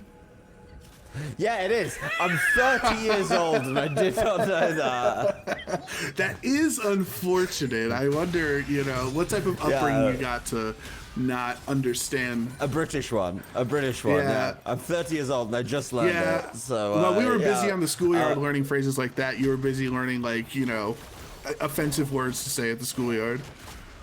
Hey, we also learned how to colonize the rest of the world. Well, they did just colonize that dragon. That's the first dragon take. Game first team. Our producer is so mad. He's so mad because he didn't also know that because you're not around. So, like... Oh my god. Okay, for anyone not getting it, you're be there or be square, and you're a square because you're not around. You're not in the area around, like a circle. Like, for anyone who didn't understand, because I see there might be some confusion. That is the gist of the joke. All I'll say is, in chat, I got a Rule Britannia, and I don't know if I should be proud or ashamed of that. As we go back to regular laning here in the side. Oh, that's from Lom. That's one of our casters. He's, yeah, I know. You know, I didn't want to call him out for it personally, but thank you for that one, Lom. Okay, we're finally going to actually gank the Mordekaiser, which is actually one of my favorite strategies at killing the Mordekaiser. Oh no. That typically comes after ganking the Mordekaiser, but in this scenario, he's just using another Death Realm for a defensive purpose. Though the smite does not get it, but the last hit from Kobe, no, he had like 10 health left, and then he autoed him afterwards. It was like he still got it. Obviously, did so much damage, but like I'm saying, that physical act, the judgment didn't come down and finish off the kill. But Phantasy Star looks like he might be in some trouble as Nifty's gonna flash forward. Oh, this is a good play. No Name has to flash out to safety though, but Jinx has the range advantage. She can try if she wants. No, she's not able to. Phantasy Star stops Project Crisis. Did you see the miss on initiative there, and now the dredge line disconnect. One more hit after the flash from Phantasy Star is not enough, and no kills from either side here. There was actually a lot of really good plays in that game. I played Fantasy, honestly, I love the focus from Project Crisis on the Jinx onto the Varus side for No Name. Just saying, no, you're not allowed to play the game. Like, it made a lot of sense. But really nice play from Phantasy Star to come back in. Jinx was actually proccing the Super Mega Death Rocket, and as soon as that Super Mega Death Rocket was procced, it just made a lot of sense to say, no, you're not allowed to play that game, as Phantasy Star lands the stun, and No Name gets out of it. So no kills exchanged in that one, but, you know, definitely felt like a slight advantage, I will say, in the favor of Off-Desire. Just being able to, the way they played that just felt like they were pushing the needle a little bit more. And yeah, I think that's a lot more of what I wanted to see from them coming in. Actually, either team coming into game 2. But Off-Desire have kind of taken the initiative, you know? And all the sub-letters have been blown in bot lane, right? So if there was ever a gank to go towards the bot lane, Glacier Prison now landing onto Maokai. He's gonna have to try to walk away. Phantasy Star and CB Kills are in the area, as is Northworth right now. Solar Flare whiffs, kind of ish. I guess this slows him low enough, I should say, for Maokai to be forced to use the ultimate. And in a 4-on-1 scenario, can you live long enough for your teammate to get in the area? No, the shutdown given over to CB Kills. Yeah, but the big thing here is you've just shown 4 over by that Rift Herald, and this kind of goes back to earlier, right? It's like the Jinx and the Nautilus are just going to take your turret. Yes, the Varus can poke down, and I know we talked about this a little bit before the game. We're not seeing the second item, you know, of your least favorite choosing, as, you know, it is going to be a more civilized build for a civilized time. But, you know, it's not going to be good. Bally still has the fucking ult. And that is just able to get out of it. Phantasy Star is getting absolutely railed by turrets. Oh, no. Kobe's here. Kobe's in the way. Super Mega Death Rocket does whiff. CB Kills has to just flash out to safety over towards the right side. Just go towards the turret in the bot lane. CP actually used. If he get away, he stopped the Project Crisis, gets the kill. The teleport is on cooldown too. That was so unbelievably greedy. Somebody's been watching some SOADs VODs from a few years ago, but that is not the way to do it. And you know what that means? That means Dragon is very comfortably in the favor of Off-Desire right now. They not only have a kill advantage, not only have a gold advantage, they also just have a person advantage. Project Crisis is getting real froggy here, but I don't think Project Crisis really cares at this juncture. No, and I'm just thinking about how CB Kills there, like the wasting your teleport. Once you started channeling TP, you're a sitting duck for the dredge line. He could just try to hit you, and the W as well from Project Crisis as well, right? Like you are literally standing in place for those linear hits abilities to try to stop your TP there. So I really just think that was not the greatest use of your teleport there, and either just like concede. Maybe after he felt like after the flash, it was like, I have to get something out of this because I've already wasted my flash, but like just concede that you were going to get killed there and go under the turret or something like that in bot lane. It's kind of like a weird error from both teams that, like, I don't know how I feel about it, right? Like, I don't think they needed to chase on the side of Off-Desire. I don't think they needed to chase down and make that play, but, you know, then CB Kills didn't need to do that. Here's the thing. They're now going Rift Herald. They're committing to the Rift Herald. It does look like Northwest is going back. But, you know, they're getting the Rift Herald. Are they going to get collapsed on? And here's the thing. They're going to get a mid-turret anyway, just because of the lines on the map right now. And as we know from the series, apparently having the Dragon advantage is exactly what you need. I'd love to see Off-Desire rotate down into that bot lane. They've got that wave pushing. Just keep pushing it, and then they'll be able to cause some problems that way. But it looks like they're just easing off on this one. Looks like we're buckling in, Joe. And, yeah. You know what's coming. Seeing I guess the Jinx recall there to pick up the pick up most of her second item there. So it looks like maybe potentially is Runan's or Phantom Dancer with the Zeal picked up, because obviously the Zeal is not a part of IE or Navori Quickblade. But instead it's going to be that attack speed item, and I think it's not like the end of the world. Like obviously you want to hit that 40% threshold and the power spike with your IE or Navori there, but like the attack speed is also incredibly crucial on the Jinx. Ooh, Glacial Prison and Solar Flare are used in the mid lane, but at the same time, Mordekaiser is being ganked in the top lane. It's 2-on-1. Once he comes out of the Death Realm, he's gonna find out that Nifty is in the area to try to stop him. Kobe is getting absolutely pounded while in the Death Realm, is really low. Flash Q completely whiffs though, so that cooldown has been wasted, and Nifty is gonna try to stay around to help Kobe out here. Spin 2 win, and that's the 5th kill of the game. Yeah, Kobe's been doing very, very well in this matchup. I think this matchup is actually, very skill favored. Yeah, Crisis is about to just pop off, and if Crisis can land exactly what is needed, Super Mega Death Rocket. I think that's it. Honestly, I do think that Kobe will be able to finish this off. Kobe is struggling. Okay, looks like we're letting the Varus get away with it. Don't know about that one, but overall, that's just wins across the board for Off-Dazar. Yeah, there are 12-5 in the kill count right now. Obviously, 4,000 gold lead as well. No, the E misses on No Name. He's able to walk out to safety. There is that cast time with the Chompers, right? It takes a little bit of time for them to fully activate. So he was able to walk away in time there. Little Juice Pack is in the area for Kohi. Going to try to fight. Soul Flare is used as well. So Phantasy Star is going to try to help out in this matchup. Mordekaiser is here to mess with Kohi as well. No! Swordy got completely popped right away. So now Nifty is in the area trying to help Kohi. He's still around. Gonna walk away. Barely any HP remaining. Project Crisis gets another kill. Blastcone gets popped in the wrong direction. I feel like this is kind of fun. Obviously, it doesn't matter. It's just kind of a funny little interaction. And Maokai was the first person to get hit there and is still alive. Yeah, I mean, this is why the Maokai jungle has been so strong for so long, right? It's just being able to go into fights, heal up. By that time, it's like, hey, I'm here. You guys want to collapse on me? Cool. It takes you a good few minutes to deal with me. I mean, not minutes. Exaggerations are up 12 million%. But it is a problem. It's like, how long does it take you to kill the Maokai? Okay. Oh, we've dealt with the Maokai. What's this? Oh, it's just the Jinx from Project Crisis just wailing on us. And that's where things become very problematic. I mean, it's definitely, this game is now entirely in the hands of Off-Dazar.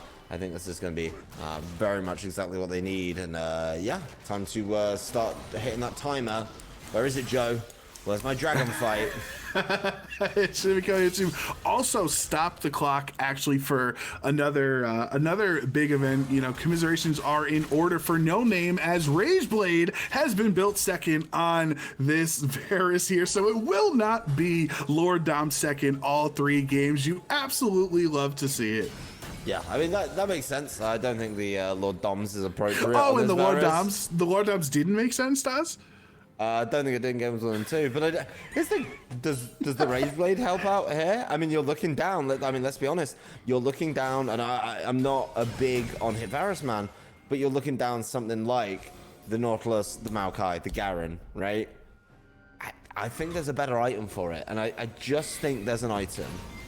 I think you are actually the worst. Can we get back to the gameplay here? Because Solar Flare was just used by Phantasy Star to try to stun down the opposing support. He is going to die, though. Project Crisis has gotten extended. Can he continue to pop off any more? No Name is so close. Super Mega Death Rocket does take him out. That is a double kill for the Jinx. He can continue trying against Northward as well. That's the 3rd kill of this fight for the blue side. Shockwave is used. Kills is completely out of position. Using your ultimate as well and still dying. Double kill for the Maokai and Jinx right as they are by the dragon. Yeah, I mean, yeah, once again, I think it's a very clear dragon fight for Off-Dazar. I think Project Crisis has been absolutely outstanding this game. 7-1-4, this is preposterous. And yeah, they're really pushing this advantage. This is what I wanted to see, right? It's like early ganks turned into early advantages, turned into early just gameplay. This is gaming at its finest hour. I think this is exactly what I wanted to see, and I'm glad you know, one of the teams in Althazar have been able to do this for us. I will say, and I do need to, you know, obviously we've got to wait another 5 minutes. So let me just finish your propaganda. Yeah, it's propaganda at this point. What if you could attack quicker, but every time you did attack, you did percentage health damage? Okay. How would that not be the best item? You should fill everybody in on the item you're referring to. It sounds like it's the Blade of the Ruined King. And all I'm just going to say is it feels like a very good pick into Nautilus Maokai Garen. One could argue. Like, I may be old school on like my build of like the on-hit Varus. But yeah, I do agree that the Ginsu's is something that you need in the build. I don't know if I like it second here. I also know that it's not the next item either. So yeah, I think there's a lot to be done. The supports are having this weird through the brush kind of face off that I'm not so sure about.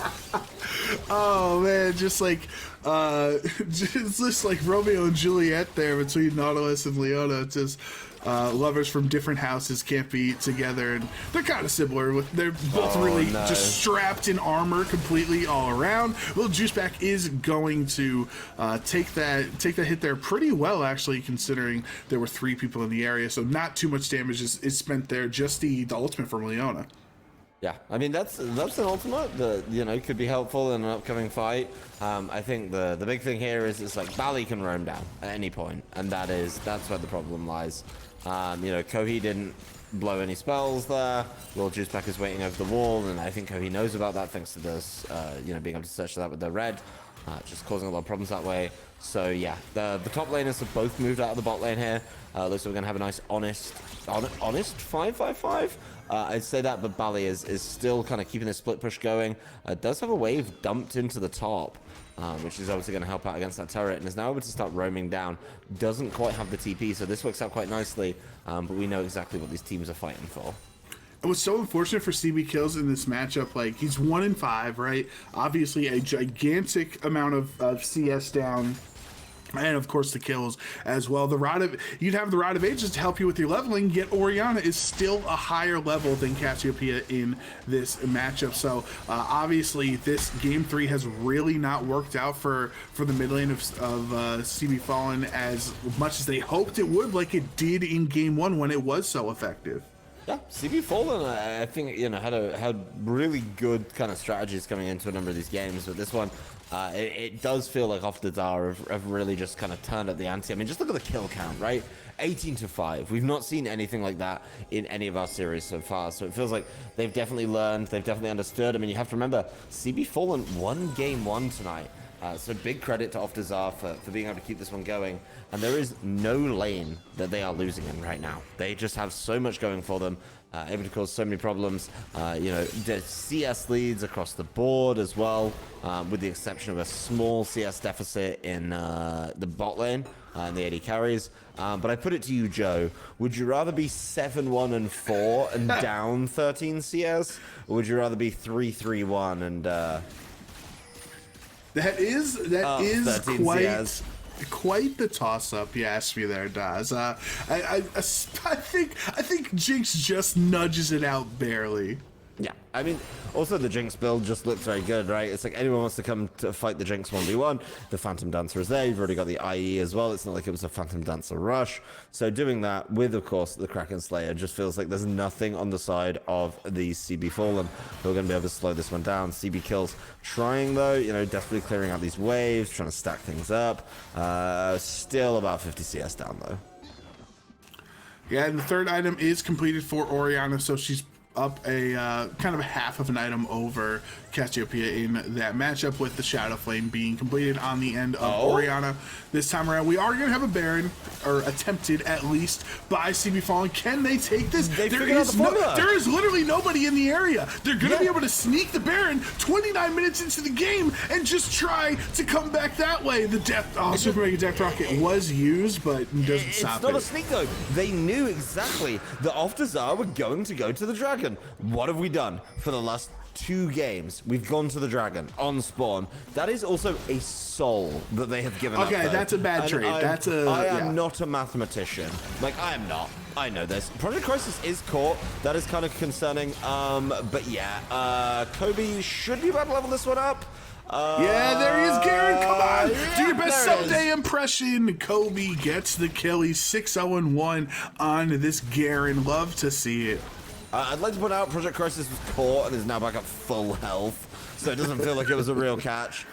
Yes, you may have the Baron. Yes, your minions may be getting empowered. But now the Garen is completely uncontested in the top side, and your 1-3-1 becomes even stronger, right? It's like your 3 now get this extra splash damage that just causes a lot more problems. Northward is not able to kind of effectively clear this out. And yes, while you're able to use your Baron to counter push a little bit here, Kohai has given up on that. We're just going to go 1-4, which I really like with this composition. You know, Garen does the thing. Garen can run down to join the 4.